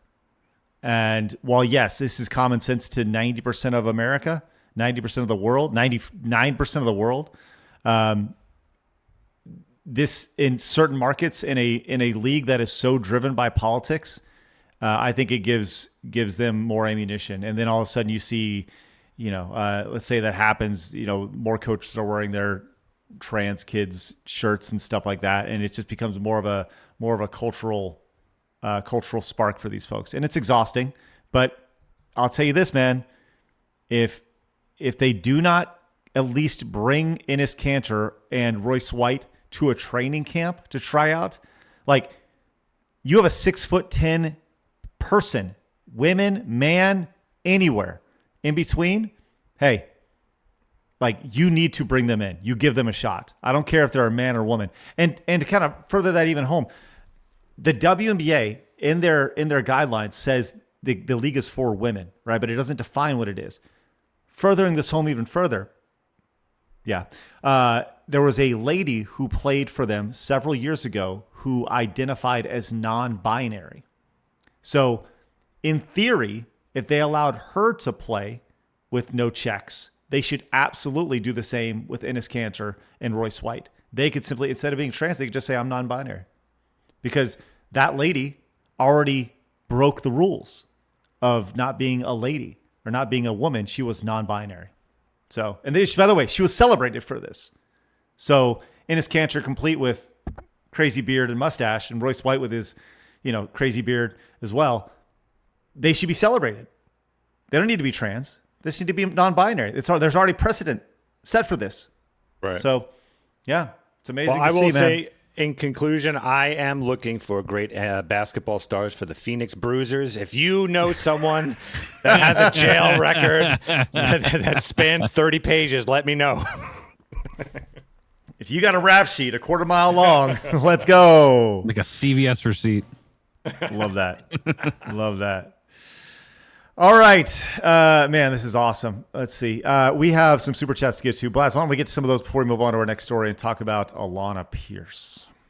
Okie dokie. Skylar for 5 says, Craig, the music video is by the Holy Ball titled Yeah, and it's all the things they call us in one little music video. Thank you. West for 10 says, Chinese intel says Israel's behind the migrant flood because Spain wouldn't allow its ports to be used for weapon shipments. Okay. Do you trust the Chinese? Yeah, interesting, Wes. I'm like, what the fuck? Romer for 10 says, so by this logic, Craig and Phoenix are eligible contestants for Queen of the Wii and other female side stroller events. I was really hoping one of you would have entered the ring as like a fun challenge. That was literally discussed, by the way. I almost snuck Yeah, that was James on a discussed. plane. I'm like, he's got long hair. We could totally just, He's feminine enough. Let's go. Not that. John Stewart for 5 says, Clan World 5 for Xenosaga. Nathan Cassidy, member for 6 months, says the real reason they are mad is they know this would bring in the highest ratings and revenue the entire history of the WNBA. Oh, yeah. Andrew says, I'm super trans. Oh, good for you. Congratulations. You're so Thanks brave. for coming out on our show, though. Look So at that. brave, Side Kara. Scholars exclusive. He came out as trans. Looking at Glad for 10 says, you guys are so close to figuring it out. It's not a test. It's experts that they install and get to decide how society works. Thanks again, Cloud. Sunburn says, welcome to Small Men. He became a new member. Thank you very much. right. And Thank you. Hainifer says, that same look commies give you when you ask who determines what fair distribution of wealth and resources. Mm-hmm. Trust the experts. Thank you very much. Blippity. I love this so much. The WNBA will have to answer the questions the left refuses to. What is a woman? What does it mean to be trans? What is the difference between them? I can't wait.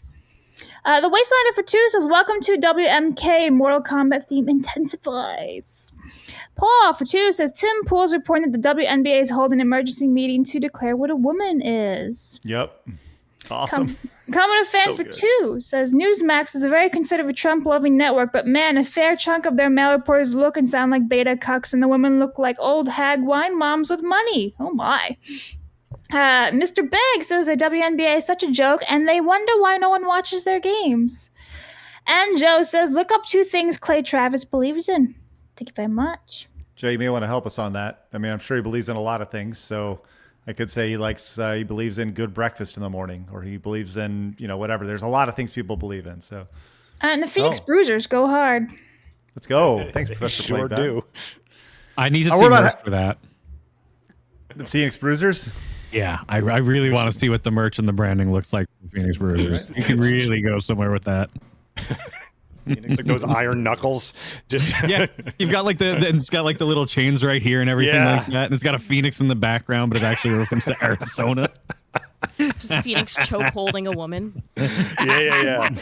Is it in a sleeper hold? Yeah. It's like I only consider those with spousal abuse. Like I'm only considering those in my group. Like the game doesn't end at the time. The game ends when the other team taps out.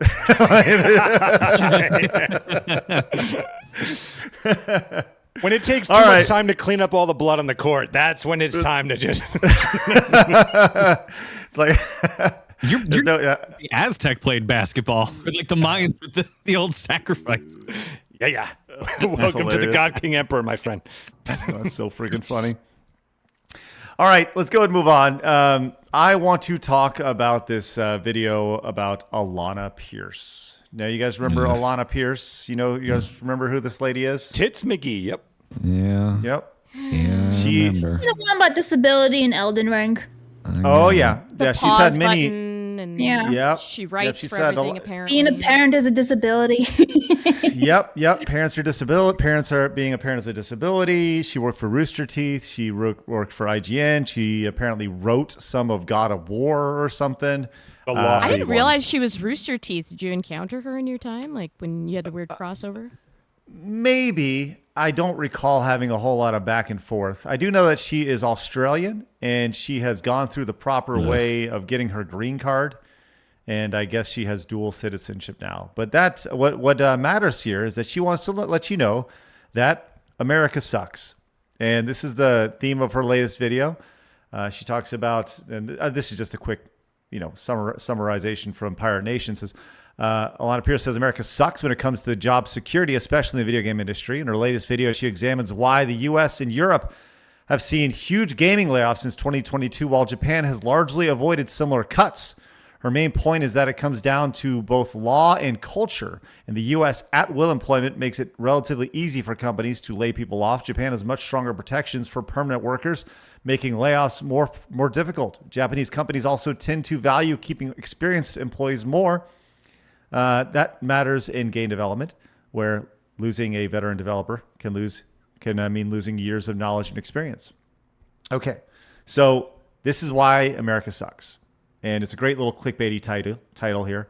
Eric July chimed in on this. He says, what I think Alanah misses in full context here, the obvious elephant in the room is the state of Western game development.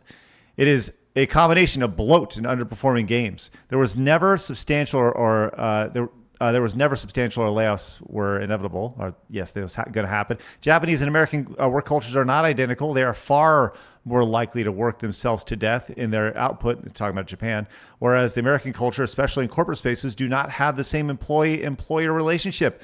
They're going to finesse for finesse right here. Before I get to my big point on this, what are y'all's thoughts on Alanah Pearce saying, America sucks? She's very wrong and misses quite a few points. Key points. What is it? Eric July saying that the industry is bloated is completely and totally true. You can't have what is it? It reminds me of the Bethesda folks going out and complaining the other day about wanting to save their jobs and everything like that. It's like, you guys were the problem. You can't continue to waste 10 years of everybody's time and all this money and produce no products of substantial value. Nobody cares about Fallout 76 anymore except for a very hardcore contingent. Nobody cared about Starfield. Nobody cares about these games. You need to get back to making what people are actually interested in playing from your companies. And until you do that, it's going to continue to be a corporate slaughter of all those people who were bloatware inserted into a system they had no business in being in the first place.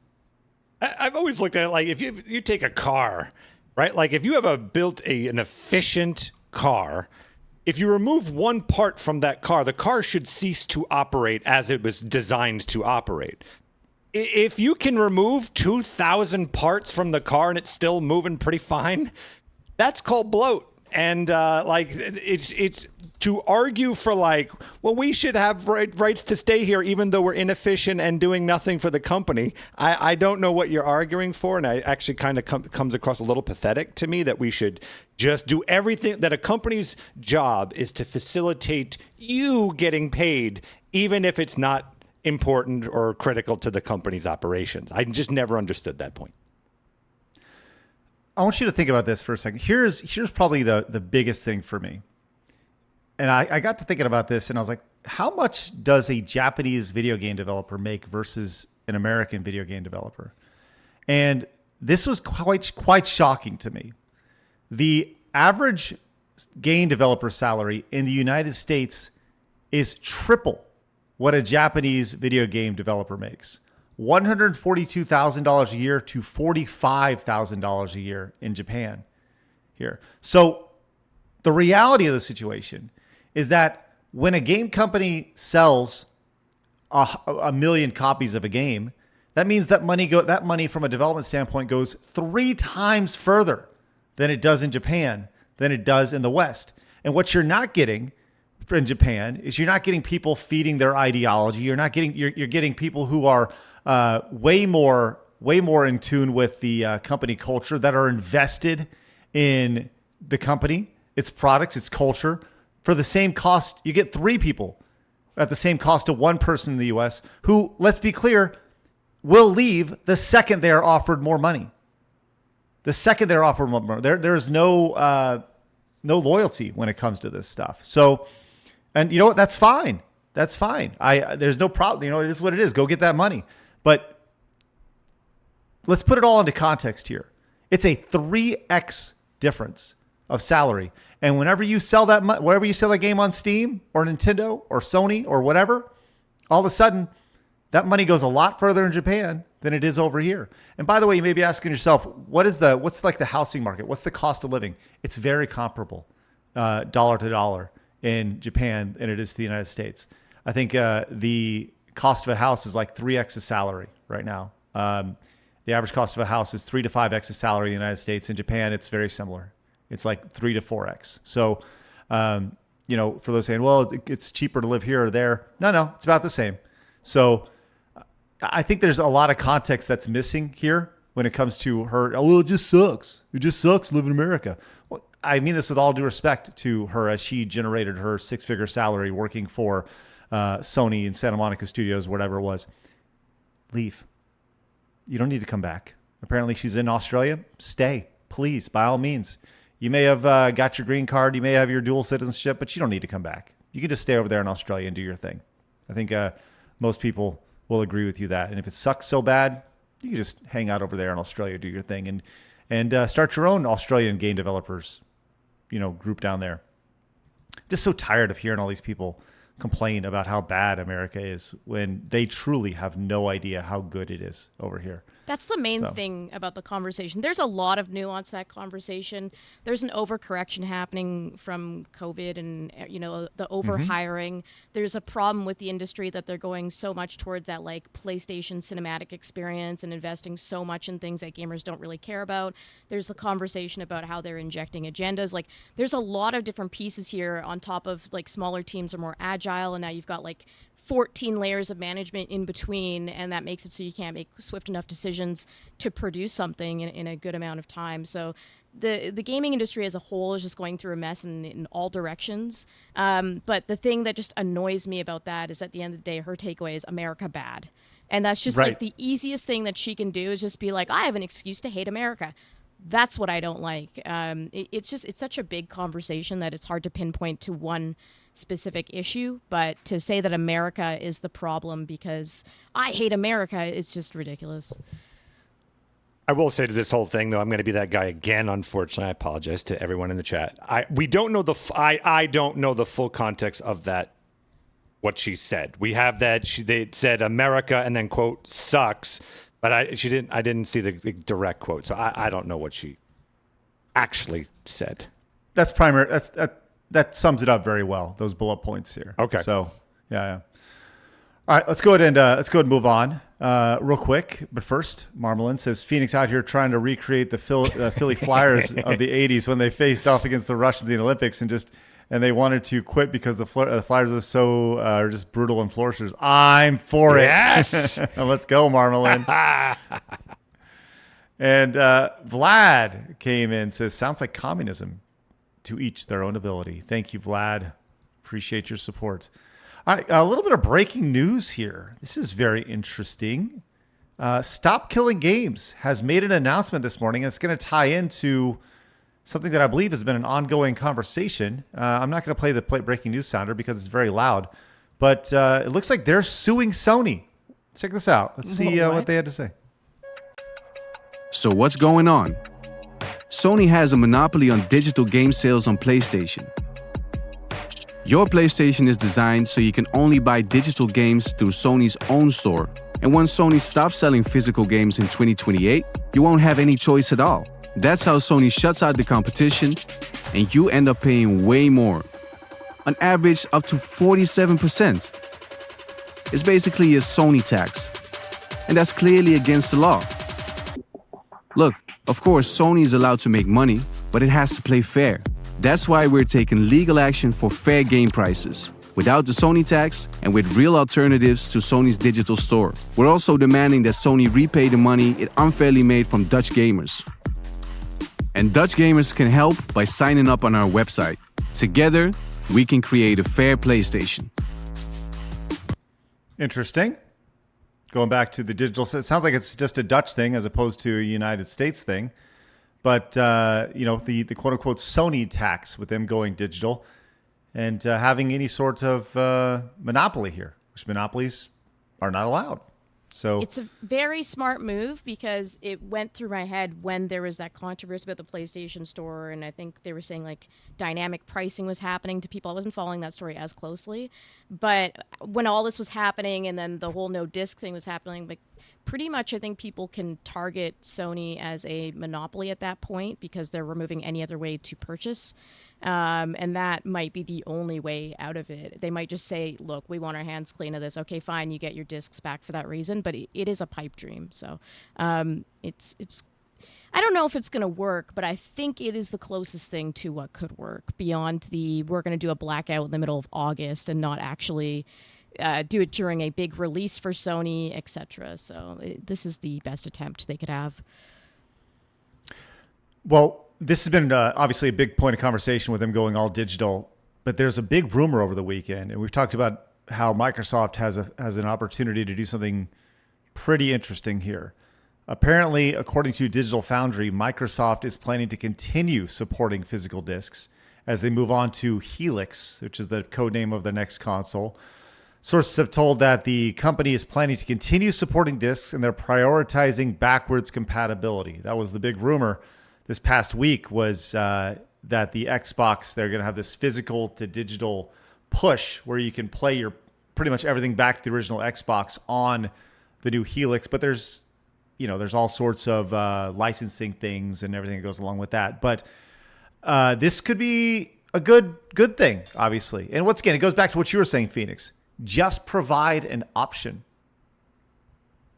Let the market eventually erode physical. I'm not saying I want that, but just let it naturally happen. You just supply a means of being able to do it, and eventually you're going to get your old digital future. But at least provide that option. At the very least, provide your solid customer base that's built a library in supporting your company to be able to continue using those games. Microsoft at the moment appears to be, I know it's a lot of rumors, appears to be doing all the right things.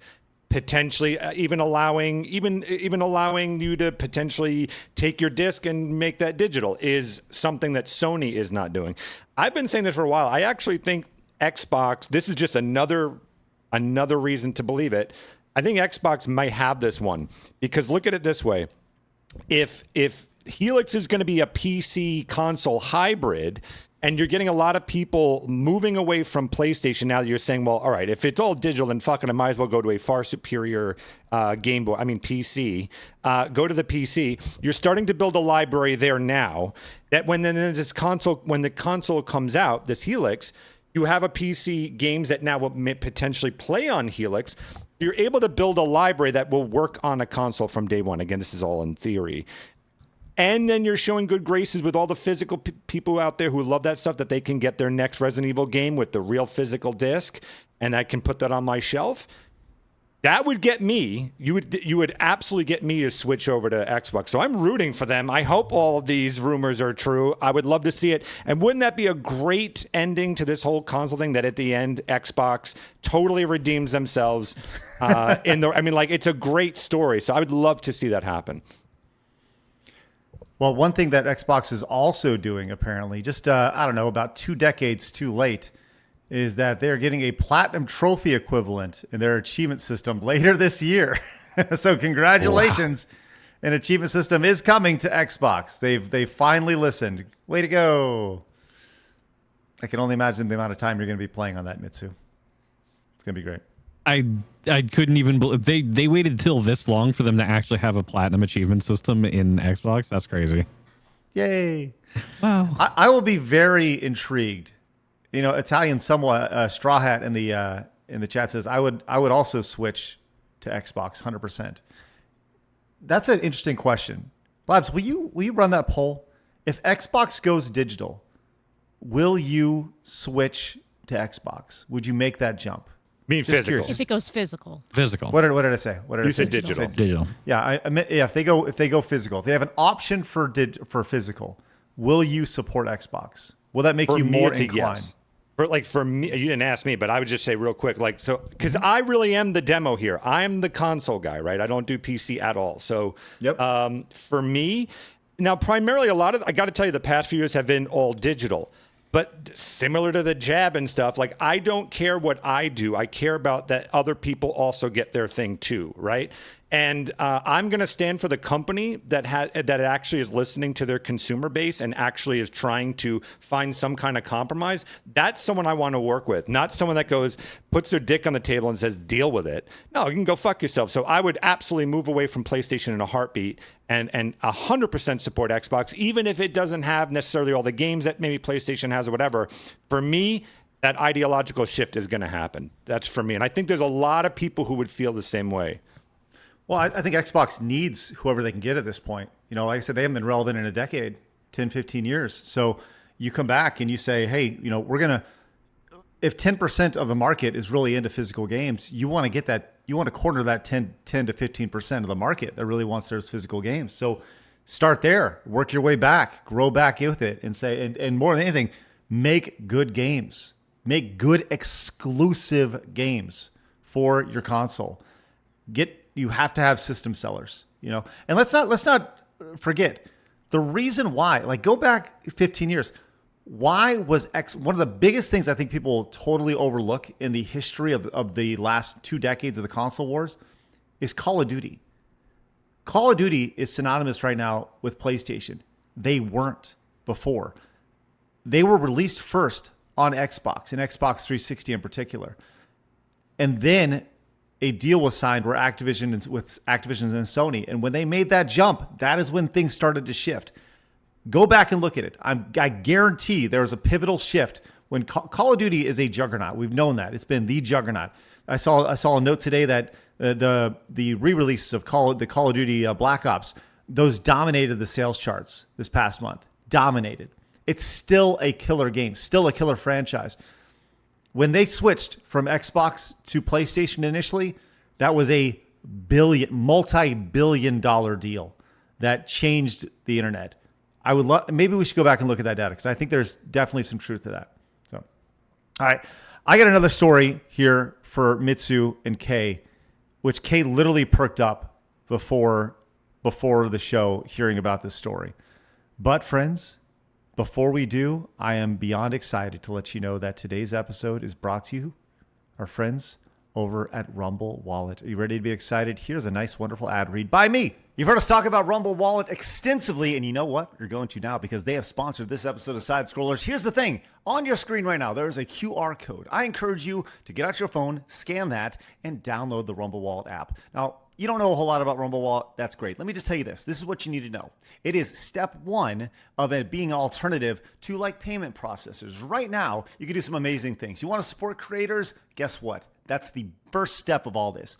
Right now, if you want to support Side Scrollers or any other creator using Rumble Wallet, you give $1, we get $1. You give $1 over on YouTube, we get 70 cents. You sub over on Twitch, we get half of that. Now with Rumble Wallet, 100% comes to us. It's the best way to support independent creators like us over here on Rumble, which is great, and all independent creators. Once again, this is step one. Later on down the line, this is meant to be a payment processor solution where you're going on buying something. You can just scan your Rumble Wallet app. It's awesome.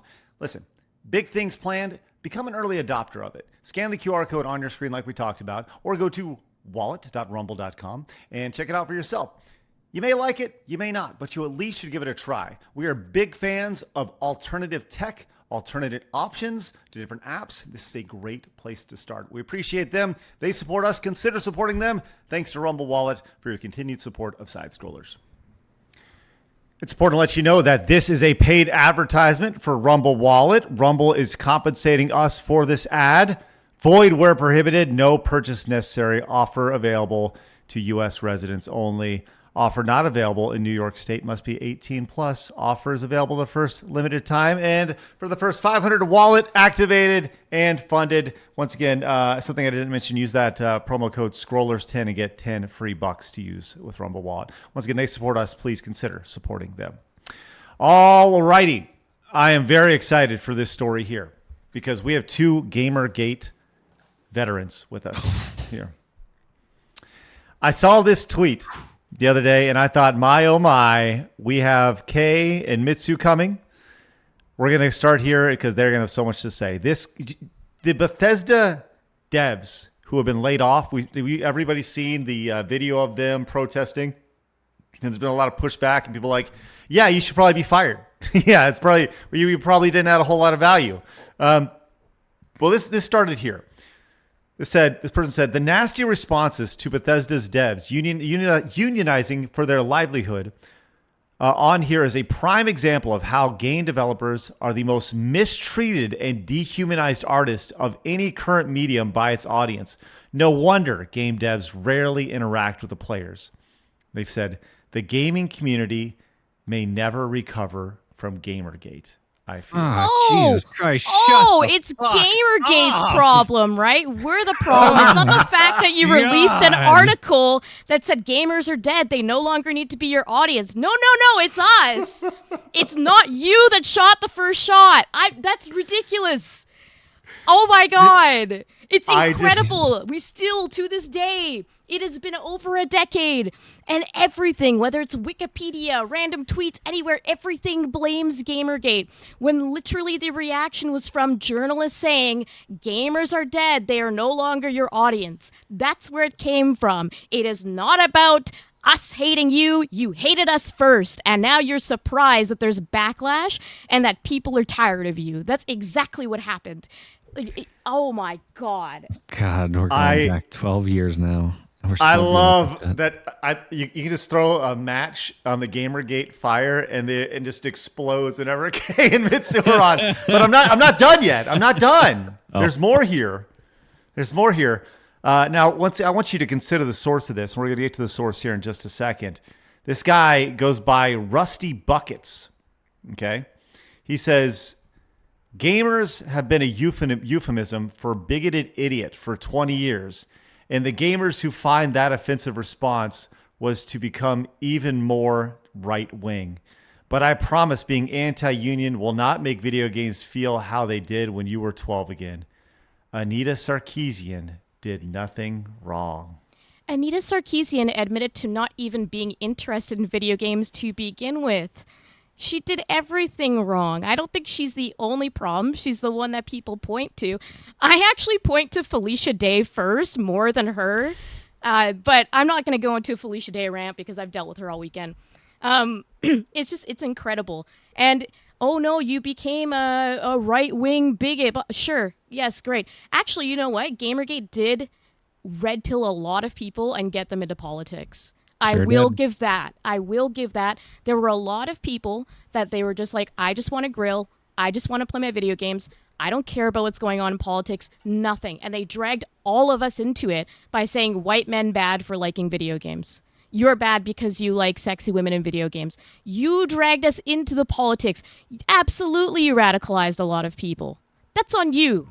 That's not on the people that are. It's victim blaming. Mitsu? Oh boy. I can't believe floor we're is yours, having my to deal dude. with this. I can't believe we're having to fucking deal with this after 12 goddamn years. Anita Sarkeesian did nothing wrong. Anita Sarkeesian literally went in front of the UN with Zoe Quinn, and they peddled quite literally such a bullshit pamphlet that the UN had to go back, renege the entire thing, and apologize for ever having pushed it forth in the first place. And you tell me Anita Sarkeesian did nothing fucking wrong? Shut your fat fucking face. I am so goddamn sick of hearing how, oh, the developers feel mistreated and stuff like that. That's fine. If you want to say off of social media, I totally fucking get it. If Randy, because Randy Pitchford used to do this, he literally admitted it. If Randy wants to go out there and be the lightning rod and take all the criticism so all the good people at Gearbox don't have to deal with the bullshit that we peddle, fine. But guess what? At the end of the day, we're still the goddamn consumers. Ultimately, we're paying your paycheck. So if you are not putting forth a product that we want to play, that's on fucking you guys. And you're not going to be able to run interference as the games journalist industry anymore and have people listen to that slop. We're well past the point of Kane and Lynch. We're well past the point of the Dorito Pope. Anybody can go out there and find their favorite content creator to be able to get a real opinion on what is actually being put out there for us to consume and play as a result. You don't have to just accept what's coming your way. And we're sick of it. We've been sick of it for fucking ever. So stop trying to blame us for the mistakes that you made in your development phases, in your production phases that we just don't care about, and we're not going to pay for it anymore. We're done. We're fucking done.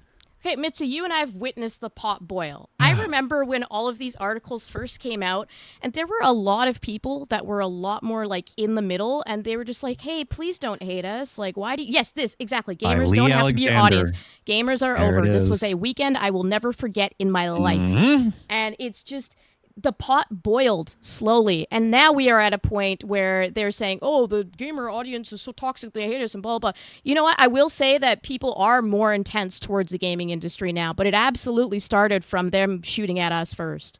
It absolutely came from them spending a decade telling us that we were the problem, and now they're getting some of that back. It's not that your audience started out hating you. A lot of people love video games. A lot of people want the best for these companies. They dealt with this shit. They dealt with your game being broken. They dealt with you doing the day one patch. They dealt with the DLC. They weren't a fan of those practices, but they still put up with it because they loved video games. They wanted video games to succeed. And all you have done at every single fucking turn is tell us that we are the bad guys. When we continue to bankroll you, we are the reason you're a successful industry. We are the reason anybody wants to work in video games is because they saw, ooh, money, look at this. This is a big industry I can be a part of. It's so baffling to me that they can go and accuse us of being the most hateful audience when it started off with an industry that was so up their own ass, and they had their little club of journalists, and they felt like they were better than the rest of us, and that their opinion was gospel, and that they were the most important people in the room. Their friends in indie, it was all about pushing their games and their little clubs and their nights out drinking and all of their conferences where they would just shit on us constantly.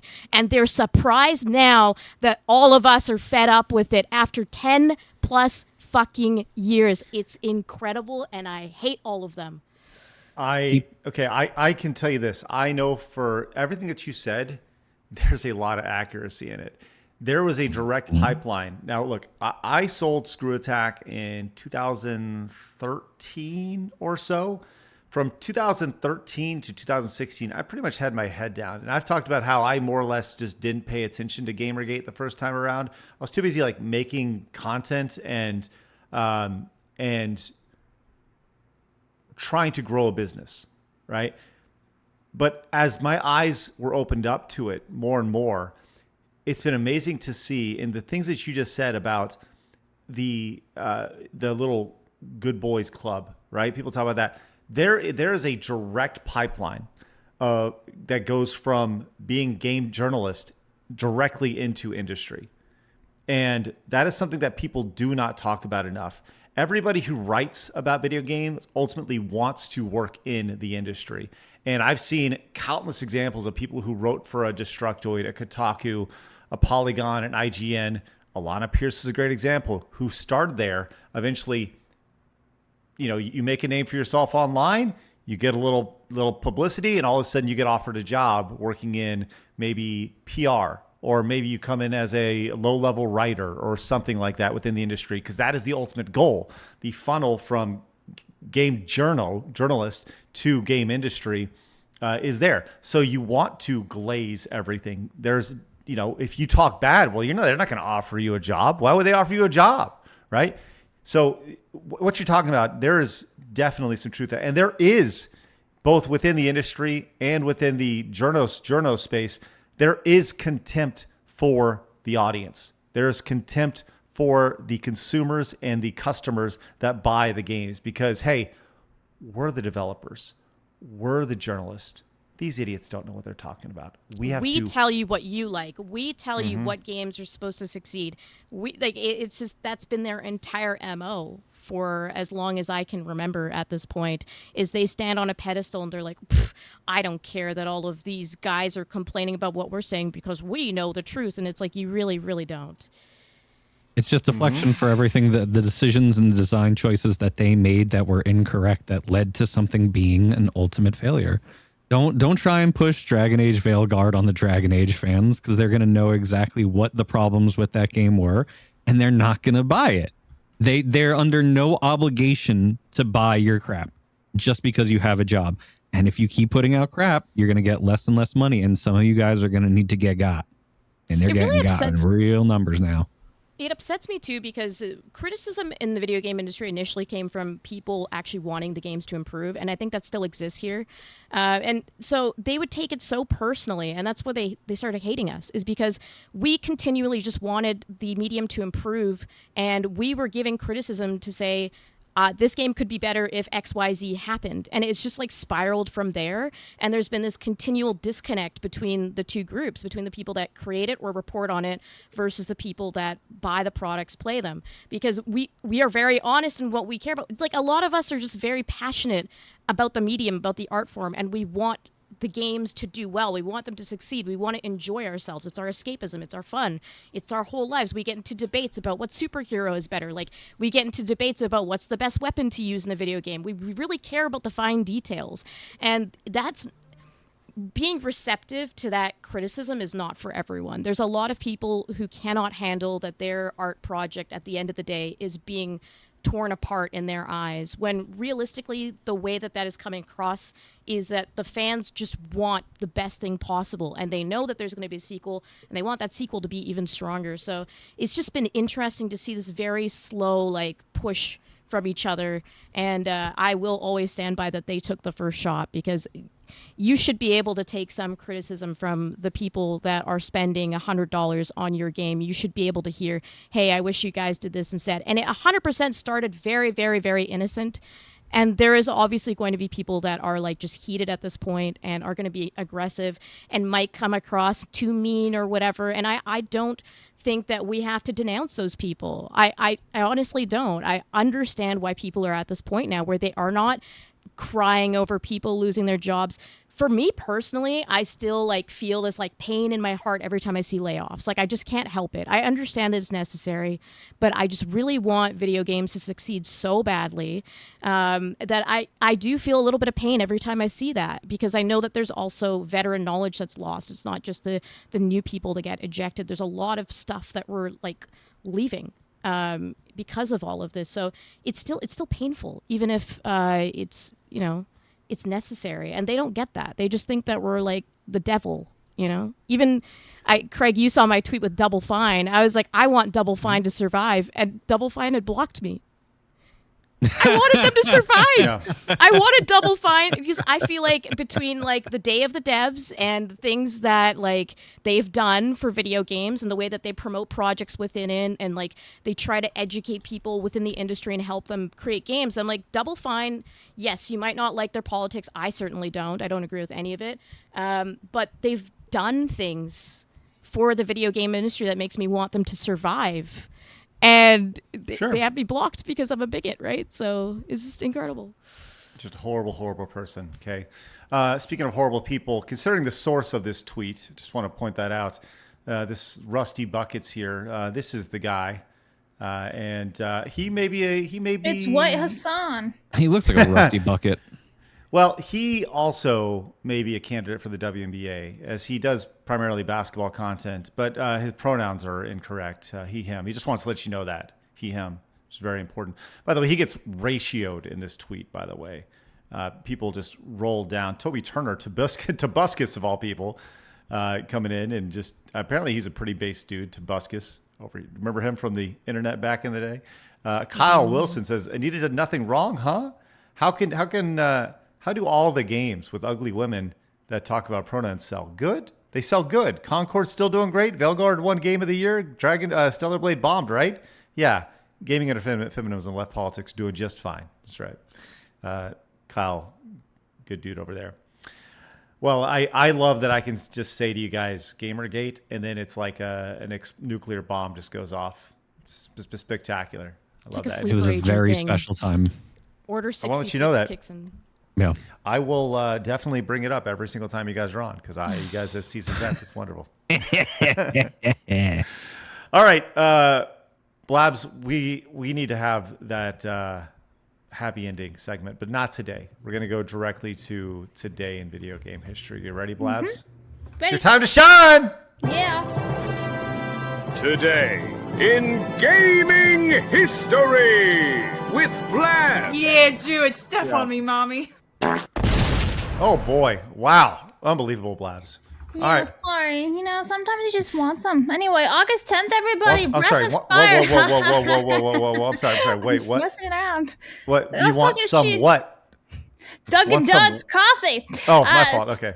August 10th, everyone, Breath of Fire was released in Japan in 1994. You have Wario Blast featuring Bomberman was released back in 1994 in Japan. And then I went a whole Japanese route for K, by the way. Famicom Mini Super Mario Brothers 2 was released back in 2004 in Japan. See, ta-da! I went all did it! these. She made a good list! That is a good this list. happens quite often. It's just not when you're on because I like messing with you. But this one time I was like, I shall give you some pity.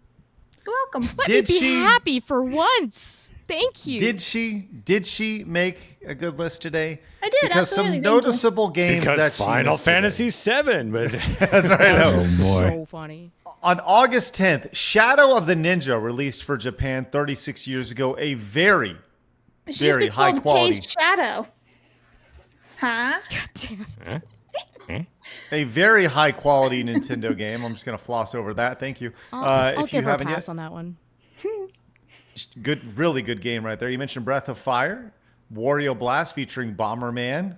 It's always a nice little crossover, as you mentioned. Mario Golf. Really? Mario really, Golf. Mitsu? Yeah. Well, it had a transfer pack crossplay with, not crossplay, but you could upload your characters to Mario Golf for the N64. No. I stand by Blabs on this one. Yeah, but did you stand by her when Scott Pilgrim vs. the World, the game, was released for the PlayStation 3 16 years ago, which was a phenomenal downloadable game for the PlayStation. It is a very fun beat 'em up. I do really like Scott Pilgrim vs. the World. Great music, too. The game specifically, not the movie. But I still think you picked the right ones for the top three. Yes, Okay, as usual, every day. We're not Thank done you. yet. We're not done yet. Okay? Mm-hmm. We're not done yet. Because some other noticeable games that you missed today, Blabs, include Fruit Ninja Connect. Remember Connect? Yeah. Yes. I had this. Average Yeah. Farm remembers. I'm surprised you have a million of them. By the way, a little bit of Scott Pilgrim vs. the World. I'll show you that in just a second. Also, Lawn Mowing Simulator released 5 years ago, Blabs. I bet you love that. I think it's on my wish list, but I've never bought or played it. See, you should pick this is it a very good game. I've been playing Skyrim instead. And today, Blabs, Madden NFL 27 is Not as releasing. revolutionary as the other Congratulations. one, so skippity skip. Here's a little Scott Pilgrim vs. the World right here. It's a fun game. This is 16 years ago. This game is great. I love this game. This game was really fun. And there's But you still talk a lot about of beat 'em ups digital that rights. copy this art. Yeah. This was taken down and they had to come out with a remake or a remaster of it or something like that, like a year or two ago. It was taken off of the PlayStation Store. And I think the Xbox store as well. Yeah, that's where we're at. I had another story about digital rights. We'll get to that tomorrow. Digital rights are a constant thing and a constant point of discussion, which will only continue. And maybe all you Dutch folks watching over in Deutschland will have something to say about it with that Stop Killing Games lawsuit that we announced earlier today. He's retarded, right, Mitsu? Extremely. Yeah. Do you want me to say why? Yeah, go on. We both were like, fuck. The Dutch aren't from Deutschland. Yeah. Deutschland is Dutch? Germany. Yeah. Germany. Deutschland is Germany. The Dutch are not German. Dutch are from No. But I thought. Sorry, maybe I misunderstood that. I thought it was a German lawsuit. It's Dutch, just Dutch. Nederlanders. Okay, I think I just accept Craigisms at this point. So yeah, like what's the deal? Like I am not a journalist at this point. I'm just an idiot who talks on. Well, you can be actually. if I get the gist of what he's talking about, like you're fine. I just know that somewhere over on the other side of the world, some people can sue somebody not here America in America. land. That's yeah, right. That's Americans should not be concerned with Europeans. Can I get some eagles flying across the screen, please, Phoenix, just to bring you back home a little bit? I'd really appreciate that. Caw! Yeah, I think I hear something. What's happening? Where did he go? Oh, there it is. There he is. Oh, he's got. Watch out! He's got. Oh no, Phoenix! He's got the guns. Ah, there it is. It's okay. There he is. I feel so much more American right now. Thank God. Repremiering. There it is. Go away! Oh, there he goes. Thank you, Phoenix. Appreciate that. Oh my gosh, I feel so much better now. Jeez Louise. What's the eagle's name? Incredible. Caw. Yeah, caw. All right, Blabs, we got some supers we need to get to. But first, Tenarian came in with 5, says, I don't care what the platform, I go where physical games are. If they all go digital, I go retro. I'll be so pissed if Final Fantasy VII Revelation doesn't get a physical disc. Fun fact, the Final Fantasy VII remakes don't use Unreal 5. They use Unreal 4. Still look fantastic. Thank you, Tenarian. Always a pleasure to have you. All right, Blabs, going to you. All right, Mac for 2 says, you know how good America is when someone like DSP is still able to get by? That's what we should always do. Put DSP on a scale and weigh it. I'm quitting Pal World right now. I can't stand it. I'm quitting Pal World. You guys don't care about Pal World. Commenter Fan for 2 says, the people complain about Sony, in my honest opinion, usually don't seem to complain about Nintendo, who also locks 99.9% of their games to their hardware, and are slowly getting rid of game cards. I'm just saying. Nathan for 5 says, I think the rumor is just pure Xbox fanboy cope. Even if it's true, campaign developed is showcased that they is showcased that they can't do it anymore. Sorry, I'm sleepy. Marlon for 10 says, I didn't buy Nintendo for their moves to go to digital. Argue all you want.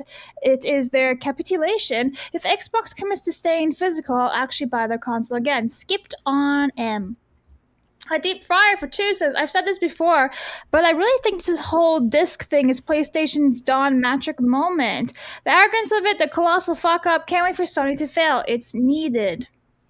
Reese, for 1, says, it totally wasn't developers and journalists saying, bring back bullying. No siree, Bob. They did say that.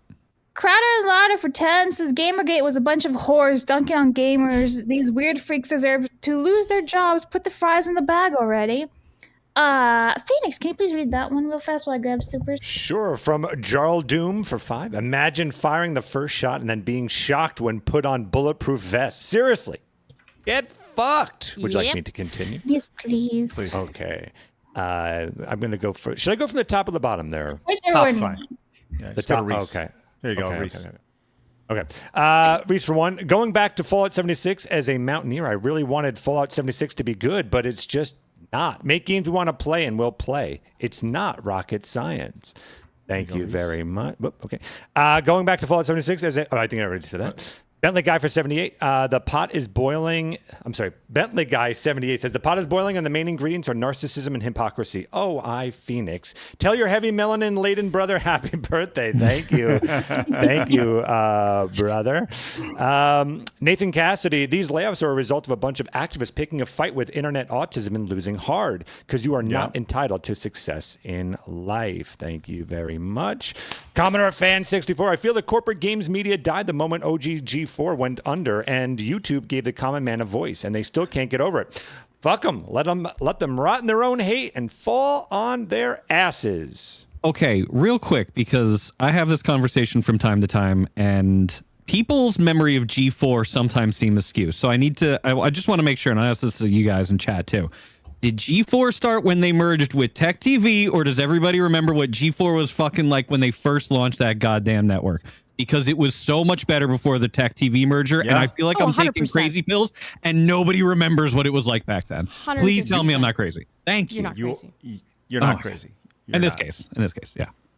They had so many good programs on that network. That was a brutality when they merged and eventually just went by the wayside. Laguna Cloud for 5. We tell you what you like. We tell you what to buy. Almost like they are the experts, quote unquote. Professor Plaguebat for 10. I used to hang around Lurk 4chan leading up to GG and then left for 8chan once discussion was bannable. UX Knight 5 for 5. Open and welcoming community, and you subverted and colonized it and installed your own oppressive systematic system that discriminated and excluded the originals who started it. And Jarl Doom for 2. Play Powder's song on behalf of chat and myself! Exclamation mark. He means business. Gold Soul Ninja 64 for 10. Pal World will always be top tier. Mic drop. That's for you, Kay. You love Pal World, right? I'm not actually a Pal World fan. I just was doing what DSP was doing, freaking out because I only made $40 playing it. But it looks like your boy World. Phoenix is a goose today. I apologize. I played Pal World, but I haven't played it in like a year and a half plus. Yeah. All right. I have not played it. Perhaps I shall. Commodore 64 for 2. Phoenix, can we get the Eagle holding a tricked out AR-15 with tactical gear? Now that's American. Commodore 64, I will get to it. And tomorrow we'll have all this new equipment on the Eagle, on Cacaw, if you will. And that appears to, it's not it.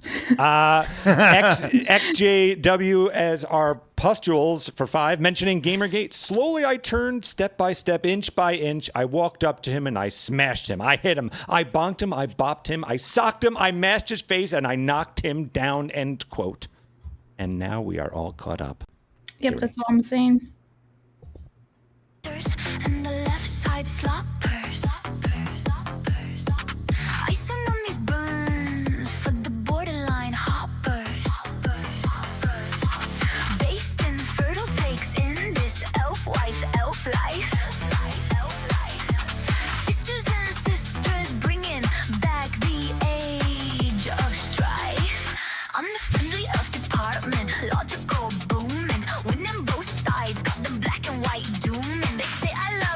When he didn't build my wall, what do you think I said? Sorry, I meant call me a racist, fascist, nationalist, grifter, bootlicking theocrat, literally Hitler, colonizer, Nazi, incel, bigot, white supremacist, privileged idiot, snowflake, pick me, toxic, homophobe, hood troll, sexist, deplorable, xenophobe, shill, dog, whistling, transphobe, simp stan, alt-right, neocon, tyrant, yeah, and Damn. Amazing. Wow, that is phenomenal. And not just because there's a train there. I like it because the actual train is God damn it. All right, great place to wrap up. Guys, thank you so much for tuning in today. Appreciate it. Do us a favor, hit the thumbs up button wherever you guys are watching. I encourage you guys, follow us over on Kick. Once again, next week I'm going to probably be extending the show, just doing a little Stutter and Crank show, maybe for an hour or so after we're done. And talk about some things that maybe we don't have an opportunity to hit on a day-to-day basis. So about this time, maybe making that transition, maybe starting next week is what we're looking at that. With that said, we are going to be re-premiering this tonight. So if you want to rejoin the evening audience, we'd love for you guys to tune in around 7 o'clock Central Time. I'll get this downloaded, queued up, and ready to go for this evening. Maybe even change the thumbnail. I guess we'll see. Maybe it'll be Kay over here running after a train. All right, we have this from Gold Soul Ninja. It says, catchy. Here's another 10. Well, thank you, Gold Soul Ninja. Appreciate your support. We really value that. All right, time to get out of here, guys. I encourage you to go check out Melee Games. Link is in the description. That's where you can find Kay and all of her chaos, along with the number 2, James, which is great. And obviously, Mitsu has a great article for you down in the description as well, where he talked about his experience on the Borderlands set of the movie, which remember that? That was a fun time. 2 weeks in Budapest. It was a great movie, too. 2 weeks in Budapest. Oh, that's good. Yeah. All right, we'll be back tomorrow at 11 a.m. Central Time when we are joined by... So, this is if everything is correct, because Gundam should be awake, but Tectone and Gundam, as long as Gundam is awake. Okay, this could be a big one. Could be a big one tomorrow. Tectone and It's a Gundam joining for the first time. Confirmed. Already talked to him this morning. Still waiting on that yes from Gundam, but when I talked to him on Friday, he said yes. Okay. All right. And a quick reminder, you can pick up tickets to Sin City. Link is in the description. Definitely encourage you guys to join us in Las Vegas, just about 6 weeks away. So should be a fun one. Yes. Look at in the chat. Chat's loving the idea of what we have going down tomorrow with Gundo. So we'll see how that goes. All right. Bloopity Stooples came in and says, can't have Kay on without calling her a Fuda. Goodbye, all. Wow. Time to join the WNBA. We'll see you guys tomorrow. Big show lined up. But until then, remember, people are going to try to keep it down. Don't let them. You guys got to go get it. See you tomorrow. Bye-bye. Fatality. Anita Sarkeesian did nothing wrong.